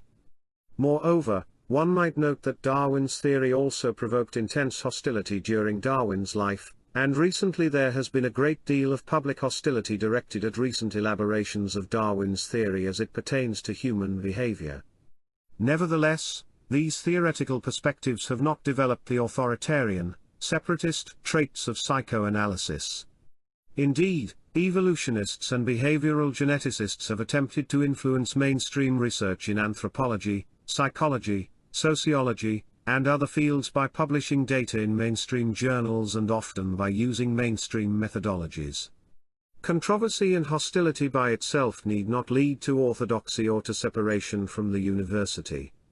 In the world of science, controversy leads to experimentation and rational argumentation. In the world of psychoanalysis, it leads to expulsion of the non-orthodox and to splendid isolation from scientific psychology. Indeed, in works such as Grosskopf's, 1991, The Secret Ring and Peter Gay's biography of Freud, much comment is made on the authoritarian nature of the movement, but discussions of the need for authoritarianism as resulting from external pressures on psychoanalysis are extremely vague and almost completely absent. Instead, the drive for orthodoxy comes from within the movement as the direct result of the personalities of a small group of loyalists and their absolute commitment to their master's cause. Reflecting the utility of psychoanalysis as an instrument of psychological domination and thought control, Freud himself refused to be analyzed. Freud's refusal resulted in difficulties with Jung 1961, and, much later, with Ferenczi, who commented that the refusal was an example of Freud's arrogance, Grosskopf 1991, 210-211. In contrast, Freud used psychoanalysis to sexually humiliate two of his most fervent disciples, Ferenczi and Jones. Freud's analysis of the women involved in relationships with Ferenczi and Jones resulted in the women leaving the men but remaining on friendly terms with Freud, see Grosskopf 1991, 65. Grosskopf suggests that Freud's actions were a test of his disciples' loyalty, and the fact that Jones continued in the movement after this humiliation indicates the extent to which Freud's followers showed unquestioned obedience to their master. An ethologist observing these events would conclude that Freud had behaved like the quintessential dominant male, which Freud mythologized in Totem and Taboo, but only symbolically, since Freud did not apparently have a sexual relationship with the women, although he was captivated by Jones's Gentile female friend, Grosskopf 1991, 65. To have refrained from killing the father under these circumstances was to have successfully passed through the Oedipal situation, an acknowledgement of fealty to Freud the father figure. Besides controlling his male underlings, Freud used psychoanalysis to pathologize female resistance to male sexual advances. This is apparent in the famous analysis of the teenage Dora, who rejected the advances of an older married man. Dora's father sent her to Freud because he wanted her to accede to the man's advances as an appeasement gesture because the father was having an affair with the man's wife. Freud obligingly attributed Dora's rejection to repressing amorous desires toward the man. The message is that 14-year-old girls who reject the sexual advances of older married men are behaving hysterically. An evolutionist would interpret her behavior as an understandable, and adaptive, consequence of her evolved psychology. Reflecting the generally positive accounts of Freud in the popular media of the 1950s, Donald Kaplan, 1967, a lay analyst writing in Harper's, wrote that Freud had exercised his finest ingenuity in the case of Dora. 3 months with Freud may have been the only experience with unimpeachable integrity in her long, unhappy life. Lakoff and Coyne, 1993, conclude their discussion of Dora by arguing that in general psychoanalysis was characterized by thought control, manipulation, and debasement of the analysand. Cruz, 1993, 56, also describes a scarcely believable case in which Freud manipulated Horace Frink, president of the New York Psychoanalytic Society, into a disastrous divorce and remarriage to an heiress, the latter event to be accompanied by a sizable financial contribution to the psychoanalytic movement. Frink's second wife later divorced him. Both divorces were accompanied by episodes of manic depression. An important corollary of these findings is that psychoanalysis has many features in common with brainwashing, Bailey 1960, 1965, Salter 1998. During training sessions, any objection by the future psychoanalyst is viewed as a resistance to be overcome, Soloway 1979b. Many contemporary analysans feel that their analysts behaved aggressively toward them, turning them into devoted and passive followers of their highly idealized analyst, a role facilitated by the unquestioned authority of the analyst, Orgel 1990, 14. Masson, 1990, 86, describes his training analysis as like growing up with a despotic parent, since the qualities it requires in the prospective analysts are meekness and abject obedience. I suggest that the inculcation of passive and devoted followers via the aggression and thought control represented by psychoanalysis has always been an important aspect of the entire project. At a deep level, the fundamentally pseudoscientific structure of psychoanalysis implies that disputes cannot be resolved in a scientific manner, with the result that, as Kerr, 1992, notes, the only means of resolving disputes involves the exercise of personal power. The result was that the movement was doomed to develop into a mainstream orthodoxy punctuated by numerous sectarian deviations originated by individuals who were expelled from the movement. These offshoots then replicated the fundamental structure of all psychoanalysis-inspired movements. Each major disagreement over theory or therapy seemed to require a new validating social group, a psychoanalytic tradition that recent splits within Freudian institutes seem only to confirm. Hale 1995, 26.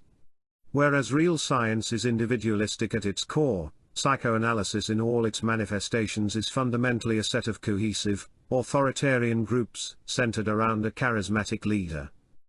Despite the complete lack of support by a body of scientific research and the authoritarian, highly politicized atmosphere of the movement, psychoanalysis has at least until recently maintained a considerable place of honor within residency and medical student curricula and teaching. The American Psychiatric Association, APA, over many years has been led primarily by medical psychoanalysts, both as medical director in the person of Dr. Melvin Sabshin and through a succession of psychoanalyst presidents, Cooper 1990, 182. The APA has supported the American Psychoanalytic Society in many ways directly and indirectly. The intellectual credibility of psychoanalysis within the wider psychiatric community and a considerable portion of its financial resources have therefore been achieved not by developing a body of scientific research or even being open to alternative perspectives, but by political influence within the APA. Another source of financial support for psychoanalysis derived from its acceptance within the Jewish community. Jews have been vastly overrepresented as patients seeking psychoanalytic treatments, accounting for 60% of the applicants to psychoanalytic clinics in the 1960s, Kadushin 1969.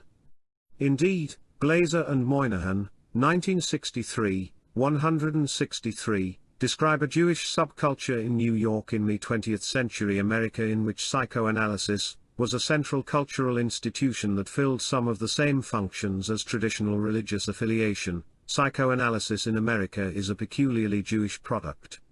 Psychoanalysis, was a scientific form of soul rebuilding to make them whole and hardy, and it was divorced, at least on the surface, from mysticism, will, religion, and all those other romantic and obscure ends that their rational minds rejected. p. 175. Patients and analysts alike were participating in a secular movement that retained the critical psychological features of traditional Judaism as a separatist, authoritarian, and collectivist cult-like movement. Finally, it is reasonable to conclude that Freud's real analysand was Gentile culture, and that psychoanalysis was fundamentally an act of aggression toward that culture. The methodology and institutional structure of psychoanalysis may be viewed as attempts to brainwash Gentile culture into passively accepting the radical criticism of Gentile culture entailed by the fundamental postulates of psychoanalysis. Draped in scientific jargon, the authority of the analyst depended ultimately on a highly authoritarian movement in which dissent resulted in expulsion and elaborate rationalizations in which such behavior was pathologized. Indeed, the following passage, written to Carl Abraham, shows that Freud thought that in order to accept psychoanalysis, Gentiles had to overcome inner resistances resulting from their racial origins. Comparing Abraham to Jung, Freud wrote, "You are closer to my intellectual constitution because of racial kinship, Rassenverwandtschaft, while he as a Christian and a pastor's son finds his way to me only against great inner resistances." In Yerushalmi 1991, 42. Gentiles' acceptance of psychoanalysis would thus, in a sense, represent the Jews conquering the innate tendencies of the Christians, the victory of the Semitic general against his hated adversary, Gentile culture. Indeed, Kurzweil, 1989, shows that the tendency to pathologize disagreement not only occurred within the movement and in reference to defectors but also was often applied to whole countries where psychoanalysis failed to take root. Thus the early lack of a positive reception for psychoanalysis in France was ascribed to irrational defenses, p. 30, and a similar situation in Austria was attributed to a general resistance to psychoanalysis, p. 245, where resistance is used with psychoanalytic connotations. Psychoanalysis as a tool in the radical criticism of Western culture, the wider cultural influence of Freud's theory. Because Freud's ideology was self-consciously subversive and, in particular, because it tended to undermine Western institutions surrounding sex and marriage, it is of some interest to consider the effects of these practices from an evolutionary perspective. Western marriage has long been monogamous and exogamous, and these features contrast strongly with features of other stratified societies, especially societies from the Near East, such as ancient Israel. Macdonald 1995b, c. A People That Shall Dwell Alone, Chapter 8. Freud's views in totem and taboo and civilization and its discontents represent a failure to grasp the uniqueness of Roman, and later Christian institutions of marriage and the role of Christian religious practices in producing the uniquely egalitarian mating systems characteristic of Western Europe. In Western Europe, the repression of sexual behavior has fundamentally served to support socially imposed monogamy, a mating system in which differences in male wealth are much less associated with access to females and reproductive success than in traditional non-Western civilizations where polygyny has been the norm. As elaborated also in A People That Shall Dwell Alone, Chapter 8, polygyny implies sexual competition among males, with wealthy males having access to vastly disproportionate numbers of women and lower status men often being unable to mate at all. This type of marriage system is very common among the traditional stratified human societies of the world, such as classical China, India, the Muslim societies, and ancient Israel, Betzig 1986, Dickman 1979. While poor males cannot find a mate in such a system, women are reduced to chattel and are typically purchased as concubines by wealthy males. Socially imposed monogamy thus represents a relatively egalitarian mating system for men. Moreover, because of higher levels of sexual competition among males, the status of women in non-Western societies is immeasurably lower than in Western societies where monogamy has developed. Macdonald 1988a, 227-228, J. Q. Wilson 1993a. It is no accident that the recent movement toward women's rights developed in Western societies rather than in the other stratified societies of the world. The massive confusion characteristic of psychoanalysis is also apparent in Freud's close colleague, Fritz Wittels. Wittels expected an era of liberation and sexual freedom to be ushered in by a group of Jewish psychoanalytic messianists, but his expectation was based on a profound misunderstanding of sex and human psychology. Wittels condemned our contemporary goddamned culture for forcing women into the cage of monogamy, in Gay 1988, 512, a comment that completely misunderstands the effects of inter-male sexual competition as represented by polygyny. There are sound reasons for supposing that monogamy was a necessary condition for the peculiarly European low-pressure demographic profile described by Wrigley and Schofield, 1981. This demographic profile results from late marriage and celibacy of large percentages of females during times of economic scarcity. The theoretical connection with monogamy is that monogamous marriage results in a situation where the poor of both sexes are unable to mate, whereas in polygynous systems an excess of poor females merely lowers the price of concubines for wealthy males. Thus, for example, at the end of the 17th century approximately 23% of individuals of both sexes remained unmarried between ages 40 to 44, but, as a result of altered economic opportunities, this percentage dropped at the beginning of the 18th century to 9%, and there was a corresponding decline in age of marriage, Wrigley and Schofield 1981. Like monogamy, this pattern was unique among the stratified societies of Eurasia, Heinol 1965, 1983, McFarlane 1986, R. Wall 1983, Wrigley and Schofield, 1981. In turn, the low-pressure demographic profile appears to have had economic consequences. Not only was marriage rate the main damper on population growth, but, especially in England, this response had a tendency to lag well behind favourable economic changes so that there was a tendency for capital accumulation during good times rather than a constant pressure of population on food supply. The fact that the rolling adjustment between economic and demographic fluctuations took place in such a leisurely fashion, tending to produce large if gradual swings in real wages, represented an opportunity to break clear from the low-level income trap which is sometimes supposed to have inhibited all pre-industrial nations. A long period of rising real wages, by changing the structure of demand, will tend to give a disproportionately strong boost to demand for commodities other than the basic necessities of life, and so to sectors of the economy whose growth is especially important if an industrial revolution is to occur. Wrigley and Schofield 1981, 439, see also Heinol 1965, McFarlane 1986. There is thus some reason to suppose that monogamy, by resulting in a low-pressure demographic profile, was a necessary condition for industrialization. This argument suggests that socially imposed monogamy, embedded in the religious and cultural framework of Western societies, may indeed be a central aspect of the architecture of Western modernization. Another important effect of Western institutions of sex and marriage was to facilitate high-investment parenting. As already indicated, perhaps the most basic mistake Freud made was the systematic conflation of sex and love. This was also his most subversive mistake, and one cannot overemphasize the absolutely disastrous consequences of accepting the Freudian view that sexual liberation would have salutary effects on society. Contrary to the psychoanalytic perspective, evolutionary theory is compatible with a discrete systems perspective in which there are at least two independent systems influencing reproductive behavior. Macdonald 1988a, 1992, 1995a. One system is a pair bonding system that facilitates stable pair bonds and high investment parenting. This system essentially brings the father into the family as a provider of resources for children by providing a basis for close affectional ties, romantic love, between men and women.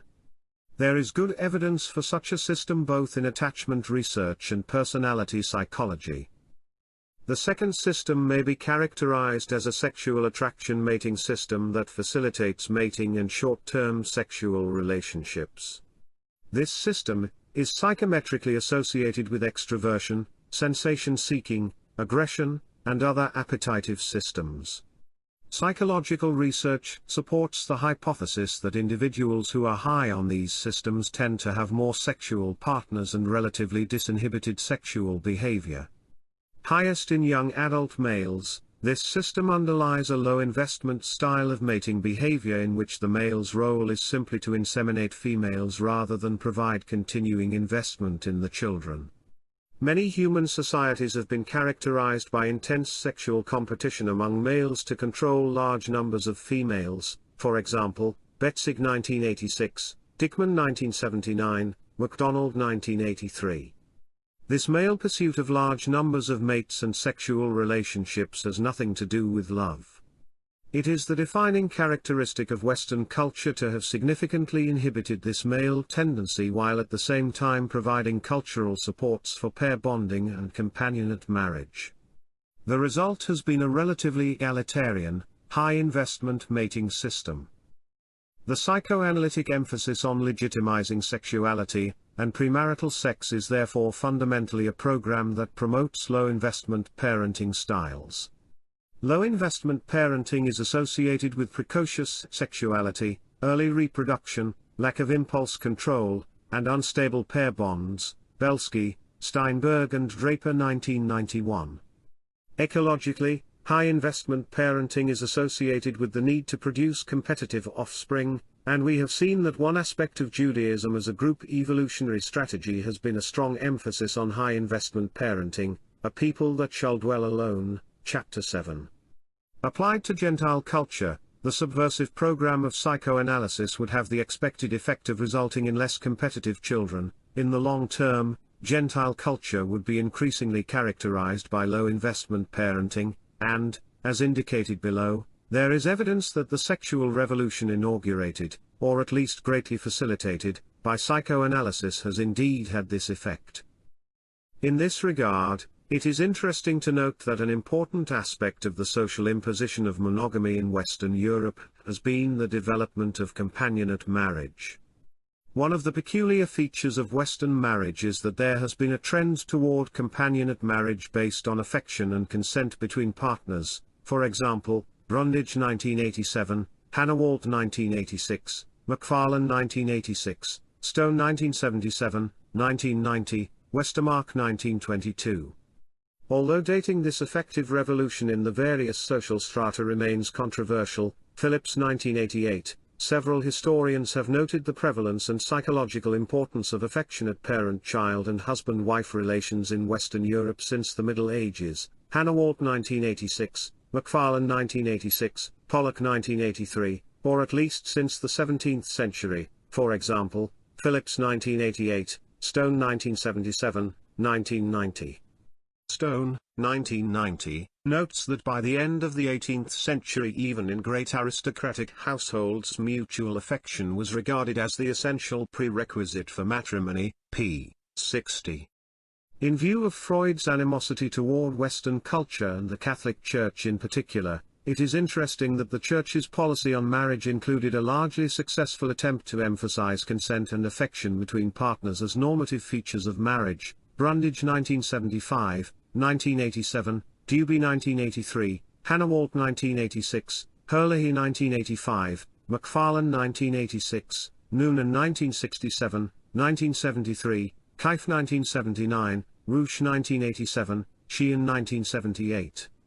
Anti-hedonism and the idealization of romantic love as the basis of monogamous marriage have also periodically characterized Western secular intellectual movements, Brundage 1987, such as the Stoics of late antiquity, for example, P. Brown 1987, Vane 1987, and 19th-century Romanticism, for example, Corbin 1990, Porter 1982.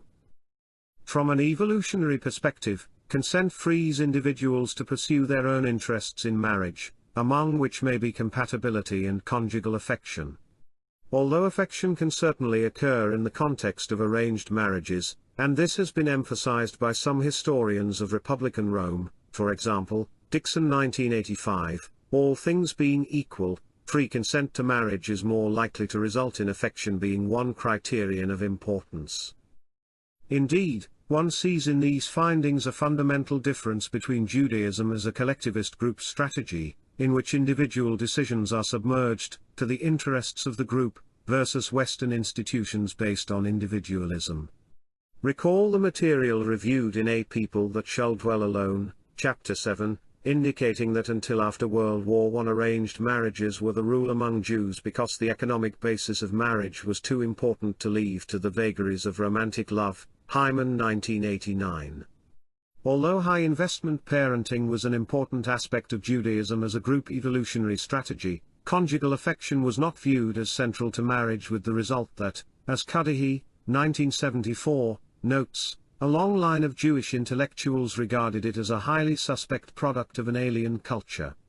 Jews also continued to practice consanguineous marriages, a practice that highlights the fundamentally biological agenda of Judaism. See A People That Shall Dwell Alone, Chapter 8. Well into the 20th century, whereas, as we have seen, the Church successfully countered consanguinity as a basis of marriage beginning in the Middle Ages. Judaism thus continued to emphasize the collectivist mechanism of the social control of individual behavior in conformity to family and group interests centuries after the control of marriage in the West passed from family and clan to individuals. In contrast to Jewish emphasis on group mechanisms, Western culture has thus uniquely emphasized individualist mechanisms of personal attraction and free consent. See A People That Shall Dwell Alone, Chapter 8. I conclude that Western religious and secular institutions have resulted in a highly egalitarian mating system that is associated with high-investment parenting. These institutions provided a central role for pair bonding, conjugality, and companionship as the basis of marriage. However, when these institutions were subjected to the radical critique presented by psychoanalysis, they came to be seen as engendering neurosis, and Western society itself was viewed as pathogenic. Freud's writings on this issue, see Kurzweil 1989, 85 and Passim, are replete with assertions on the need for greater sexual freedom to overcome debilitating neurosis. As we shall see, later psychoanalytic critiques of Gentile culture pointed to the repression of sexuality as leading to antisemitism, and a host of other modern ills. Psychoanalysis, and the criticism of Western culture. Psychoanalysis has proved to be a veritable treasure trove of ideas for those intent on developing radical critiques of Western culture. Psychoanalysis influenced thought in a wide range of areas, including sociology, child rearing, criminology, anthropology, literary criticism, art, literature, and the popular media. Kurzweil, 1989, 102, notes that something like a culture of psychoanalysis was being established. Torrey, 1992, describes in some detail the spread of the movement in the United States, originally through the actions of a small group of predominantly Jewish activists with access to the popular media, the academic world, and the arts, to a pervasive influence in the 1950s. It is a long road from a beachhead among New York intellectuals to a widespread influence in almost every phase of American life. p. 37. What Torrey terms an assault on American culture, p. 127. And as Shapiro, 1989, 292, points out, the vast majority of the New York intellectuals not only had Jewish backgrounds but also strongly identified as Jews. The surprising thing about the Jewish intellectuals is not that their expressions of Jewish identity were so pale, but that they rejected the easy path of assimilation. That supposedly cosmopolitan intellectuals should concern themselves with such a parochial matter as Jewish identity reveals the hold which Jewishness has had on even the most acculturated. As indicated in Chapter 6, the New York intellectuals were politically radical and deeply alienated from American political and cultural institutions. Psychoanalysis was a major component of the Weltanschauung of these intellectuals. Torrey's 1992 study indicates a strong overlap among psychoanalysis liberal radical politics, and Jewish identification among the American intellectual elite since the 1930s. Torrey, 1992-95, describes Dwight Macdonald as one of the few goyim among the New York intelligentsia involved in this movement, which was centered around the journal Partisan Review, see Chapter 6. Given this association of psychoanalysis and the left, it is not surprising that Frederick Crews's 1993, Crews et al. 1995, critique of psychoanalysis has been analyzed as an attack on the left, writing in Tikkun, a publication that combines liberal radical politics with Jewish activism, and is regarded as a journal of the New York intellectuals, see Chapter 6. Eli Zaretsky, 1994, 67, noted that attacks like that of Crews are continuous with the attack on the left that began with the election of Richard Nixon in 1968. They continue the repudiation of the revolutionary and utopian possibilities glimpsed in the 1960s. Psychoanalysis was an integral component of the countercultural movement of the 1960s. Attacks on it are tantamount to attacking a cornerstone of liberal radical political culture. Moreover, the material reviewed by Torrey indicates that the preponderance of psychoanalytically inclined Jews among the intellectual elite continued in the post-World War II era. Torrey studied 21 elite American intellectuals identified originally by Kadushin, 1974, on the basis of peer ratings as being the most influential. Of the 21, 15 were Jewish, and questionnaires and analysis of the writings of these 15 indicated that 11 had been significantly influenced by Freudian theory at some point in their careers, p. 185. This includes 3 cases in which the writings of Wilhelm Reich, the leader of the Freudian left, were more influential than those of Freud, Saul Bellow, Paul Goodman, and Norman Mailer. In addition, 10 of these 11, Saul Bellow excepted, were identified as having liberal or radical political beliefs at some period of their career. The link between psychoanalysis and the political left, as well as the critical role of Jewish-controlled media, the propagation of psychoanalysis, can be seen in the recent uproar of Frederick Crews's critiques of the culture of psychoanalysis. The original articles were published in the New York Review of Books, a journal that, along with Partisan Review and Commentary, is associated with the New York intellectuals, see Chapter 6. Publication in the NYRB, as Crews notes, is almost like pet owners who had negligently or maliciously consigned their parakeet to the mercies of an ever-lurking cat, Crews et al. 1995, 288. The implication is that publications like the NYRB and the other journals associated with the New York intellectuals have been instrumental in propagating psychoanalytic and similar doctrines as scientifically and intellectually reputable for decades, and it also suggests that had Crews published his articles in a less visible, and less politicized medium, they could have been safely ignored, as has commonly been the practice over the long history of psychoanalysis. Several prominent Freudian critiques of culture remain fairly true to Freud's original premises. Herbert Marcuse, a countercultural guru of the 1960s, was a member of the first generation of the Frankfurt School whose activities are discussed extensively in Chapter 5. In Eros and Civilization, Marcuse accepts Freud's theory that Western culture is pathogenic as a result of the repression of sexual urges, paying homage to Freud, who recognized the work of repression in the highest values of Western civilization, which presuppose and perpetuate unfreedom and suffering, p. 240. Marcuse cites Wilhelm Reich's early work approvingly as an exemplar of the leftist wing of Freud's legacy. Reich emphasized the extent to which sexual repression is enforced by the interests of domination and exploitation, and the extent to which these interests are in turn reinforced and reproduced by sexual repression, p. 239. Like Freud, Marcuse points the way to a non-exploitative utopian civilization that would result from the complete end of sexual repression. But Marcuse goes beyond Freud's ideas in Civilization and its discontents only in his even greater optimism, regarding the beneficial effects of ending sexual repression. Indeed, Marcuse ends the book with a ringing defense of the fundamental importance of sexual repression in opposition to several neo-Freudian revisionist theorists such as Erich Fromm, Karen Horney, and Henry Stack Sullivan. Interestingly, Marcuse proposes that Neo-Freudianism arose because of the belief that orthodox Freudian sexual repression theory would suggest that socialism was unattainable, pages 238 to 239. These neo-Freudian revisionists must thus be seen as continuing the psychoanalytic critique of culture, but in a manner that de-emphasizes the exclusive concern with sexual repression. These theorists, and particularly Erich Fromm, who had a very strong Jewish identity, Marcus and Tar 1986, 348-350, Wiedischau's 1994, 52 ff., and very self-consciously attempted to use psychoanalysis to further a radical political agenda, can be viewed as optimistic utopian. Like Marcuse, Fromm was a member of the first generation of the Frankfurt School.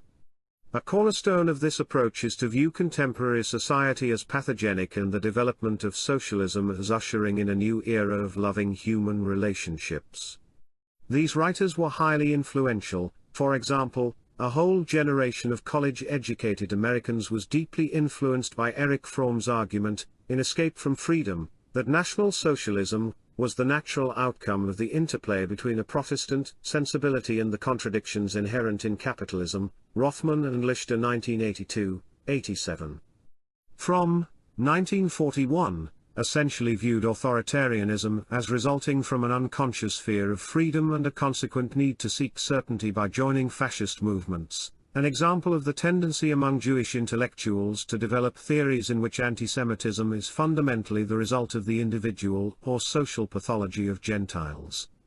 Fromm, like the other Frankfurt School theorists reviewed in Chapter 5, developed a view in which psychological health was epitomized by individualists who achieved their potentials without relying on membership in collectivist groups. Progress for democracy lies in enhancing the actual freedom, initiative, and spontaneity of the individual, not only in certain private and spiritual matters, but above all in the activity fundamental to every man's existence, his work, from 1941, 272.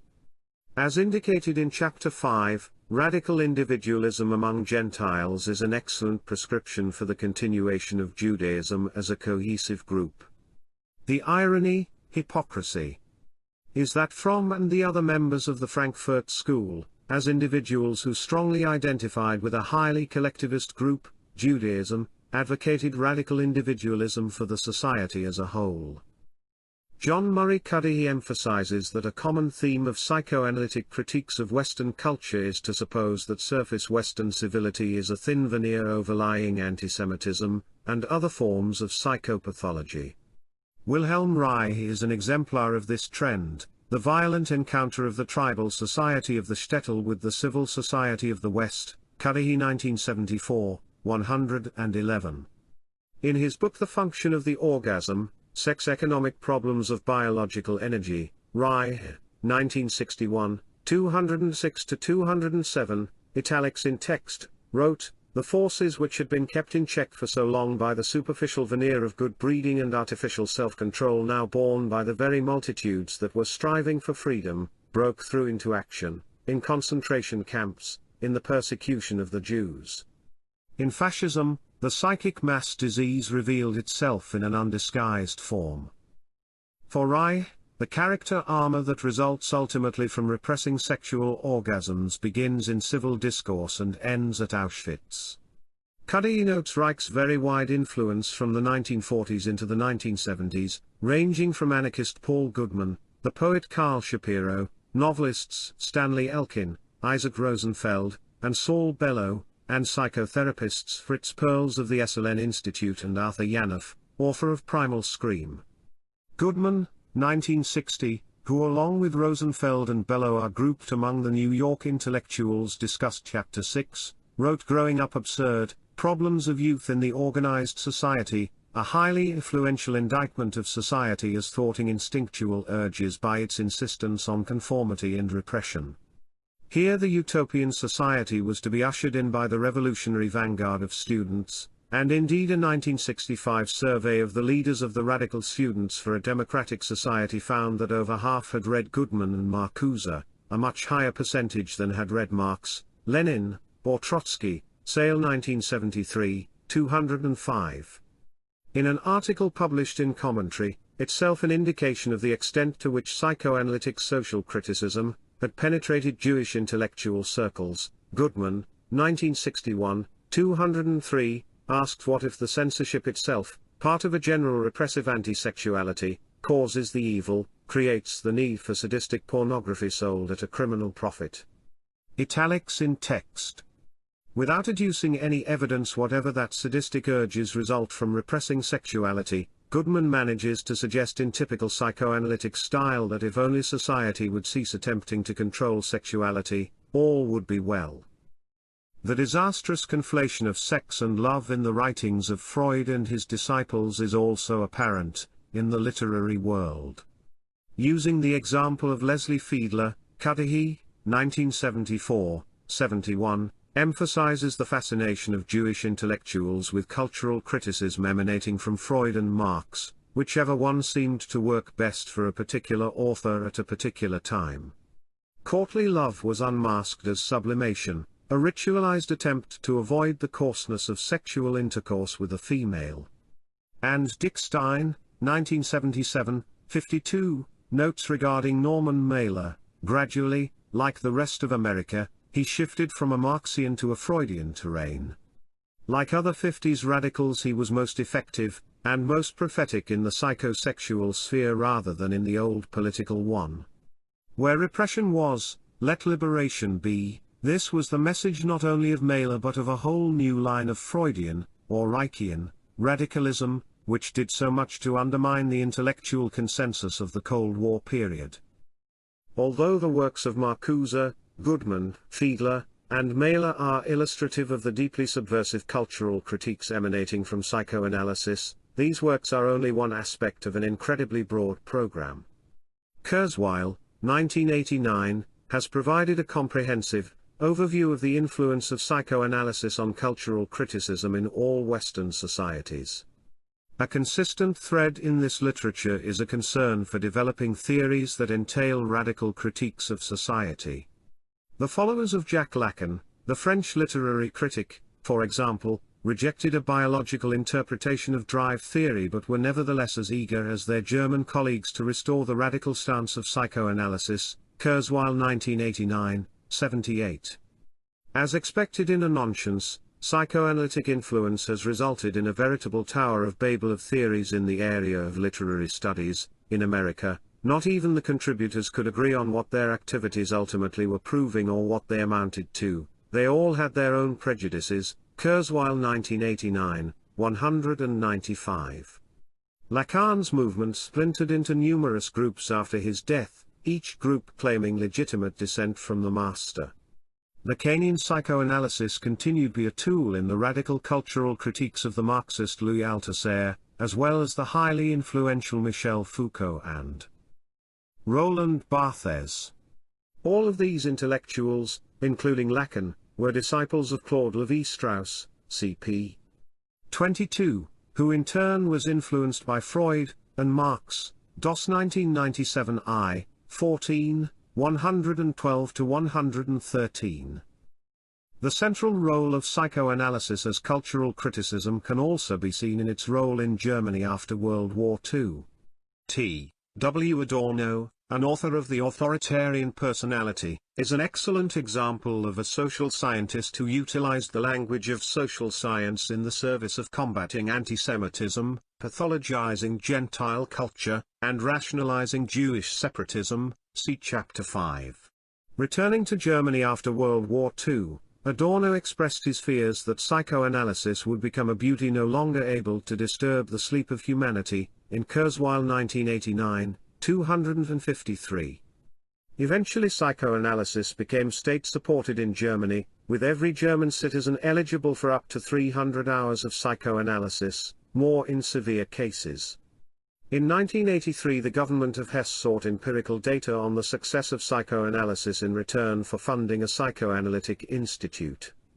The response of the offended analysts is a revealing reminder of two central aspects of the psychoanalytic agenda: the pathologization of enemies and the centrality of social criticism. They rose to the defense of psychoanalysis as a social critique.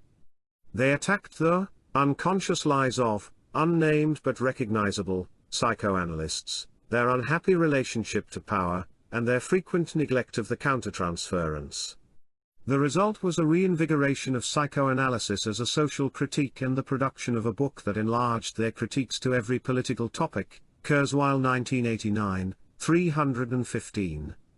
Psychoanalysis can be justified solely by its usefulness in cultural criticism independent of data on its effectiveness in therapy. The most influential psychoanalyst in post-World War II Germany was the leftist Alexander Mitscherlich, who viewed psychoanalysis as necessary to humanize Germans and defend against the inhumanities of civilization, in Kurzweil 1989, 234. Regarding the necessity to transform Germans in the wake of the Nazi era, Mitscherlich believed that only psychoanalysis held out the hope of redemption for the German people. Each German had to face this past individually via a more or less pragmatic Freudian analysis, p. 275. His journal Psyche adopted a generally adversarial stance toward German culture, combining Marxist and psychoanalytic perspectives in an attempt to further anti-fascist thinking, p. 236.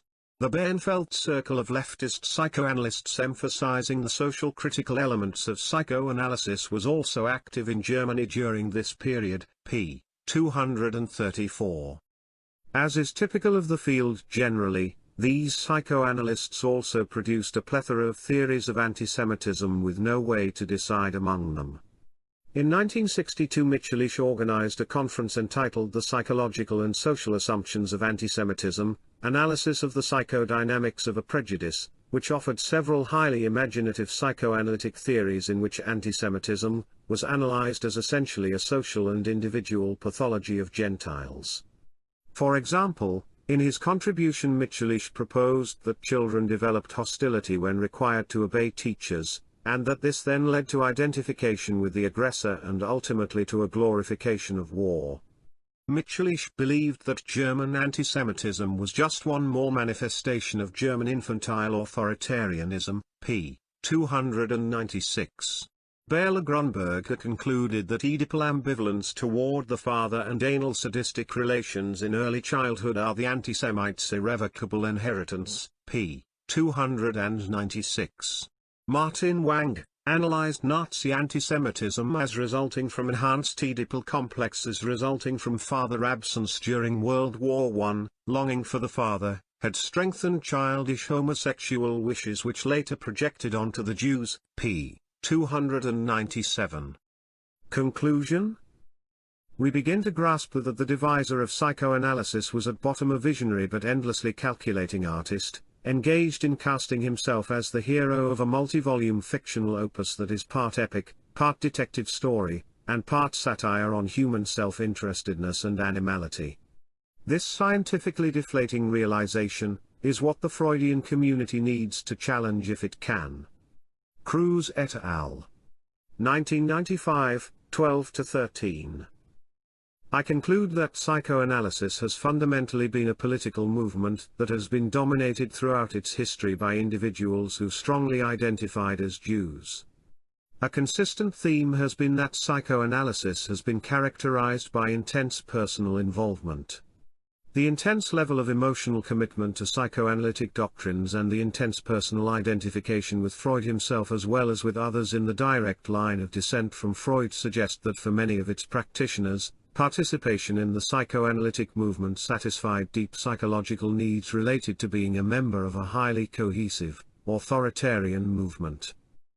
It is also not surprising, given the clear sense of Jewish intellectual, moral, and, indeed, racial superiority to Gentiles that pervaded the early phases of the movement, that outsiders have proposed that psychoanalysis not only had powerful religious overtones but also was directed at achieving specific Jewish interests. Klein 1981, 146. The view that psychoanalysis is a special interest movement has continued into the contemporary era. Klein 1981, 150. I have noted that Jewish intellectual activity involving the radical criticism of Gentile culture need not be conceptualized as directed at attaining specific economic or social goals of Judaism. From this perspective, the psychoanalytic subversion of the moral and intellectual basis of Western culture may simply result from social identity processes in which the culture of the outgroup is negatively valued. This does not appear to be the whole story, however. One way in which psychoanalysis has served specific Jewish interests is the development of theories of antisemitism that bear the mantle of science but de-emphasize the importance of conflicts of interest between Jews and Gentiles. Although these theories vary greatly in detail, and, as typical of psychoanalytic theories generally, there is no way to empirically decide among them. Within this body of theory, antisemitism is viewed as a form of Gentile psychopathology resulting from projections, repressions, and reaction formations stemming ultimately from a pathology-inducing society.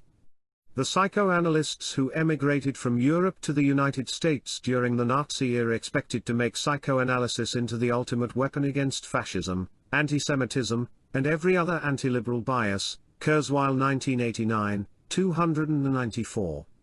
The most influential such attempts, deriving from the Studies in Prejudice series, will be discussed in the following chapter, but such theories continue to appear, for example, Bergman 1995, Ostow 1995, Young-Bruhl 1996. Katz, 1983, 40, in discussing two examples of this genre, notes that this sort of theory is as irrefutable as it is indemonstrable, a description that has, as we have seen, always been a hallmark of psychoanalytic theorizing, whatever the subject matter. In both cases there is no link whatever between the historical narrative of antisemitism and psychoanalytic theory, and Katz concludes that the fact that such analogies, between antisemitism and certain clinical case histories of obsessive behavior, are far-fetched does not seem to disturb those who interpret all human affairs in psychoanalytic terms, p. 41. However, beyond this overt agenda in pathologizing antisemitism, it is noteworthy that within psychoanalytic theory, Jewish identity is irrelevant to understanding human behavior. As in the case of radical political ideology, psychoanalysis is a messianic universalist ideology that attempts to subvert traditional Gentile social categories as well as the Jewish-Gentile distinction itself, yet it allows for the possibility of a continuation of Jewish group cohesion, though in a cryptic or semi-cryptic state. As with radical political ideology, the Jew-Gentile social categorization is of diminished salience and of no theoretical significance. As in the case of psychoanalytic theories of antisemitism, to the extent that psychoanalysis becomes part of the worldview of Gentiles, social identity theory predicts that antisemitism would be minimized. Gilman, 1993, 115, 122, 124, suggests that Freud, as well as several other Jewish scientists of the period, developed theories of hysteria as a reaction to the view that Jews as a race were biologically predisposed to hysteria. In contrast to this racially based argument, Freud proposed a universal human nature, the common basis of human life, Klein 1981, 71, and then theorized that all individual differences resulted from environmental influences emanating ultimately from a repressive, inhumane society. Thus, although Freud himself believed that Jewish intellectual and moral superiority resulted from Lamarckian inheritance and were thus genetically based, psychoanalysis officially denied the importance of biologically based ethnic differences or indeed the theoretical primacy of ethnic differences or ethnic conflict of any kind. Ethnic conflict came to be viewed within psychoanalytic theory as a secondary phenomenon resulting from irrational repressions, projections, and reaction formations, and as an indication of Gentile pathology rather than as a reflection of actual Jewish behavior. I have noted that there was often an overlap between psychoanalysis and radical political beliefs among Jews. This is not at all surprising. Both phenomena are essentially Jewish responses to the Enlightenment and its denigrating effect on religious ideology as the basis for developing an intellectually legitimate sense of group or individual identity. Both movements are compatible with a strong personal sense of Jewish identity and with some form of group continuity of Judaism. Indeed, Yerushalmi, 1991, 81 ff., argues persuasively that Freud saw himself as a leader of the Jewish people and that his science provided a secular interpretation of fundamental Jewish religious themes. The similarities between these movements is far deeper, however. Both psychoanalysis and radical political ideology present critiques in which the traditional institutions and socio-religious categorizations of Gentile society are negatively evaluated. Both movements, and especially psychoanalysis, present their intellectual critiques in the language of science and rationality, the lingua franca of post-Enlightenment intellectual discourse. However, both movements have a pronounced political atmosphere despite the scientific veneer. Such a result is perhaps scarcely surprising in the case of Marxist political ideology, although even Marxism has often been touted by its proponents as scientific socialism. Psychoanalysis has from the beginning been burdened in its quest for scientific respectability by the clear overtones of its being a sectarian political movement masquerading as science. Both psychoanalysis and radical political ideology often resulted in a sense of a personal messianic mission to Gentile society promising a utopian world free of class struggle, ethnic conflict, and debilitating neuroses. Both movements characteristically developed conceptions of Jewish group identity as leading Gentiles to a utopian society of the future, the familiar light of the nations concept represented here in completely secular and scientific terms. The social categorizations advocated by these movements completely obliterated the social categorization of Jew-Gentile, and both movements developed ideologies in which antisemitism was fundamentally the result of factors entirely extraneous to Jewish identity, Jewish group continuity, and Jewish-Gentile resource competition. In the promised utopian societies of the future, the category of Jew-Gentile would be of no theoretical importance, but Jews could continue to identify as Jews and there could be continuation of Jewish group identity while at the same time a principal source of Gentile identity, religion and its concomitant supports for high investment parenting, would be conceptualized as an infantile aberration. The universalist ideologies of Marxism and psychoanalysis thus were highly compatible with the continuation of Jewish particularism. Besides these functions, the cultural influence of psychoanalysis may actually have benefited Judaism by increasing Jewish-Gentile differences in resource competition ability, although there is no reason to suppose that this was consciously intended by the leaders of the movement. Given the very large mean differences between Jews and Gentiles in intelligence and tendencies toward high-investment parenting, there is every reason to suppose that Jews and Gentiles have very different interests in the construction of culture. Jews suffer to a lesser extent than Gentiles from the erosion of cultural supports for high-investment parenting, and Jews benefit by the decline in religious belief among Gentiles. As Podhoretz, 1995, 30, notes, it is in fact the case that Jewish intellectuals, Jewish organizations like the AJ Congress, and Jewish-dominated organizations such as the American Civil Liberties Union, see Note 2, have ridiculed Christian religious beliefs, attempted to undermine the public strength of Christianity, and have led the fight for unrestricted pornography. The evidence of this chapter indicates that psychoanalysis as a Jewish-dominated intellectual movement is a central component of this war on Gentile cultural supports for high-investment parenting. It is interesting in this regard that Freud held the view that Judaism as a religion was no longer necessary because it had already performed its function of creating the intellectually, spiritually, and morally superior Jewish character. Having forged the character of the Jews, Judaism as a religion had performed its vital task and could now be dispensed with. Yerushalmi 1991, 52. The data summarized in this chapter indicate that Freud viewed Jewish ethical, spiritual, and intellectual superiority as genetically determined, and that Gentiles were genetically prone to being slaves of their senses and prone to brutality. The superior Jewish character was genetically determined via Lamarckian inheritance acting for generations as a result of the unique Jewish experience. The data reviewed in A People That Shall Dwell Alone, Chapter 7, indicate that there is indeed very good evidence for the view that there is a genetic basis for Jewish-Gentile differences in IQ and high-investment parenting brought about ultimately by Jewish religious practices over historical time, but via eugenic practices, not via Lamarckian inheritance. Given that the differences between Jews and Gentiles are genetically mediated, Jews would not be as dependent on the preservation of cultural supports for high-investment parenting as would be the case among Gentiles.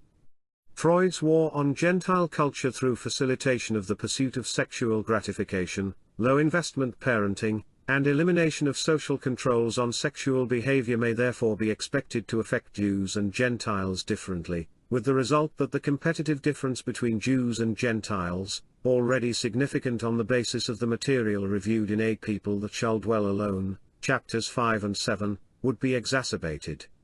There is evidence, for example, that more intelligent, affluent, and educated adolescents mature sexually at a relatively slow rate, Belsky et al. 1991, Rushton 1995. Such adolescents are more likely to abstain from sexual intercourse, so that sexual freedom and the legitimization of non-marital sex are less likely to result in early marriage, single parenting, and other types of low-investment parenting in this group. Greater intelligence is also associated with later age of marriage, lower levels of illegitimacy, and lower levels of divorce, Herrnstein and Murray 1994. Hyman, 1989, notes that Jewish families in contemporary America have a lower divorce rate, see also Cohen 1986, Waxman 1989, later age of first marriage, and greater investment in education than non-Jewish families. Recent findings indicate that the age of first sexual intercourse for Jewish adolescents is higher and the rate of unwed teenage pregnancy lower than for any other ethnic or religious group in the United States.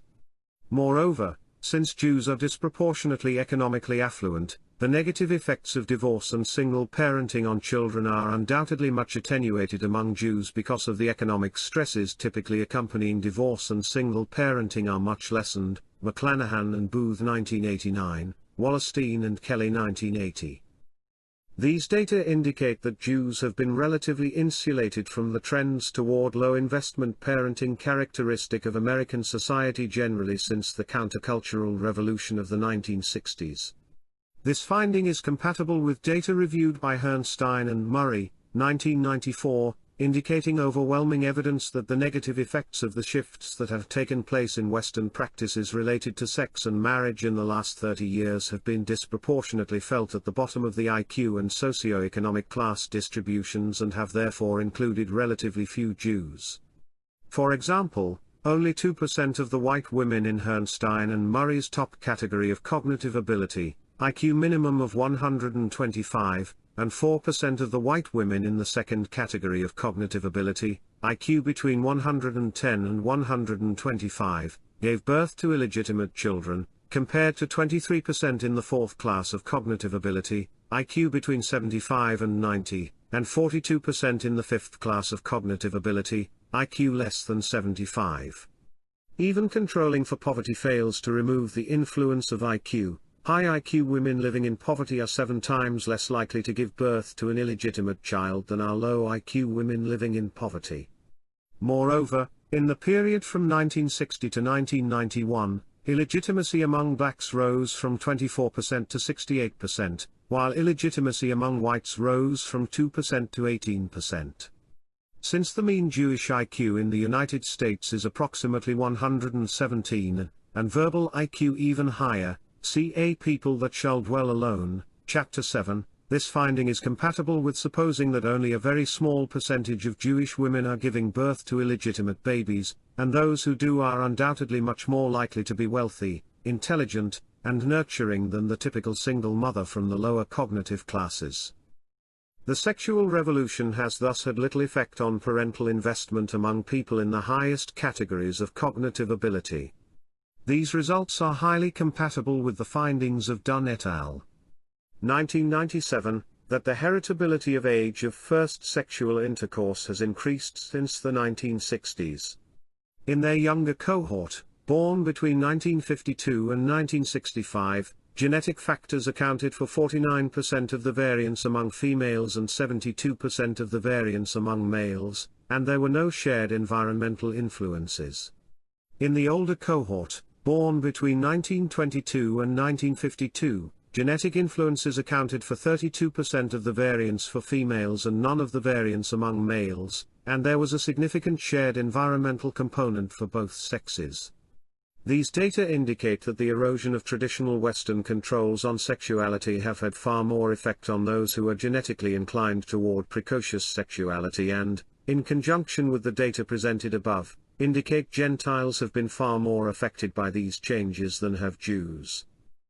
Although other factors are undoubtedly involved, it is remarkable that the increasing trend toward low-investment parenting in the United States largely coincides with the triumph of the psychoanalytic and radical critiques of American culture represented by the political and cultural success of the countercultural movement of the 1960s. Since 1970, the rate of single parenting has increased from 1 in 10 families to 1 in 3 families, Norton and Miller 1992, and there have been dramatic increases in teenage sexual activity and teenage childbearing without marriage, Furstenberg 1991. There is excellent evidence for an association among teenage single parenting, poverty, lack of education, and poor developmental outcomes for children, for example, Dornbush and Gray 1988, Furstenberg and Brooks Gunn 1989, McClanahan and Booth 1989, J. Q. Wilson 1993b. Indeed, all the negative trends related to the family show very large increases that developed in the mid-1960s, Herrnstein and Murray 1994, 168 ff, see also Bennett 1994, Kaus 1995, Magnet 1993, including increases in trends toward lower levels of marriage, cataclysmic increases in divorce rates, p. 172, and rates of illegitimacy. In the case of divorce and illegitimacy rates, the data indicate a major shift upward during the 1960s from previously existing trend lines, with the upward trend lines established during that period continuing into the present. The 1960s was thus a watershed period in American cultural history, a view that is compatible with Rothman and Lichter's 1996 Zvief interpretation of the shift during the 1960s in the direction of expressive individualism among cultural elites and the decline of external controls on behavior that had been the cornerstone of the formerly dominant Protestant culture. They note the influence of the New Left in producing these changes, and I have emphasized here the close connections between psychoanalysis and the New Left. Both movements were led and dominated by Jews. The sexual revolution is the most obvious culprit underlying the decline in the importance of marriage, Herrnstein and Murray 1994, 544, and its concomitant increase in low-investment parenting. What is striking about the 1960s sexual revolution, as it has properly been called, is how revolutionary it was, in sensibility as well as reality. In 1965, 69% of American women and 65% of men under the age of 30 said that premarital sex was always or almost always wrong. By 1972, these figures had plummeted to 24% and 21%. In 1990, only 6% of British men and women under the age of 34 believed that it was always or almost always wrong. Himmelfarb 1995, 236. Although there is little reason to suppose that the battle for sexual freedom so central to psychoanalysis had the intention of benefiting the average resource competition ability of Jews vis-à-vis Gentiles, the psychoanalytic intellectual war on Gentile culture may indeed have resulted in an increased competitive advantage for Jews beyond merely lessening the theoretical importance of the Jew-Gentile distinction, and providing a scientific rationale for pathologizing antisemitism. It is also a war that has resulted in a society increasingly split between a disproportionately Jewish cognitive elite, and a growing mass of individuals who are intellectually incompetent, irresponsible as parents, prone to requiring public assistance, and prone to criminal behavior, psychiatric disorders, and substance abuse.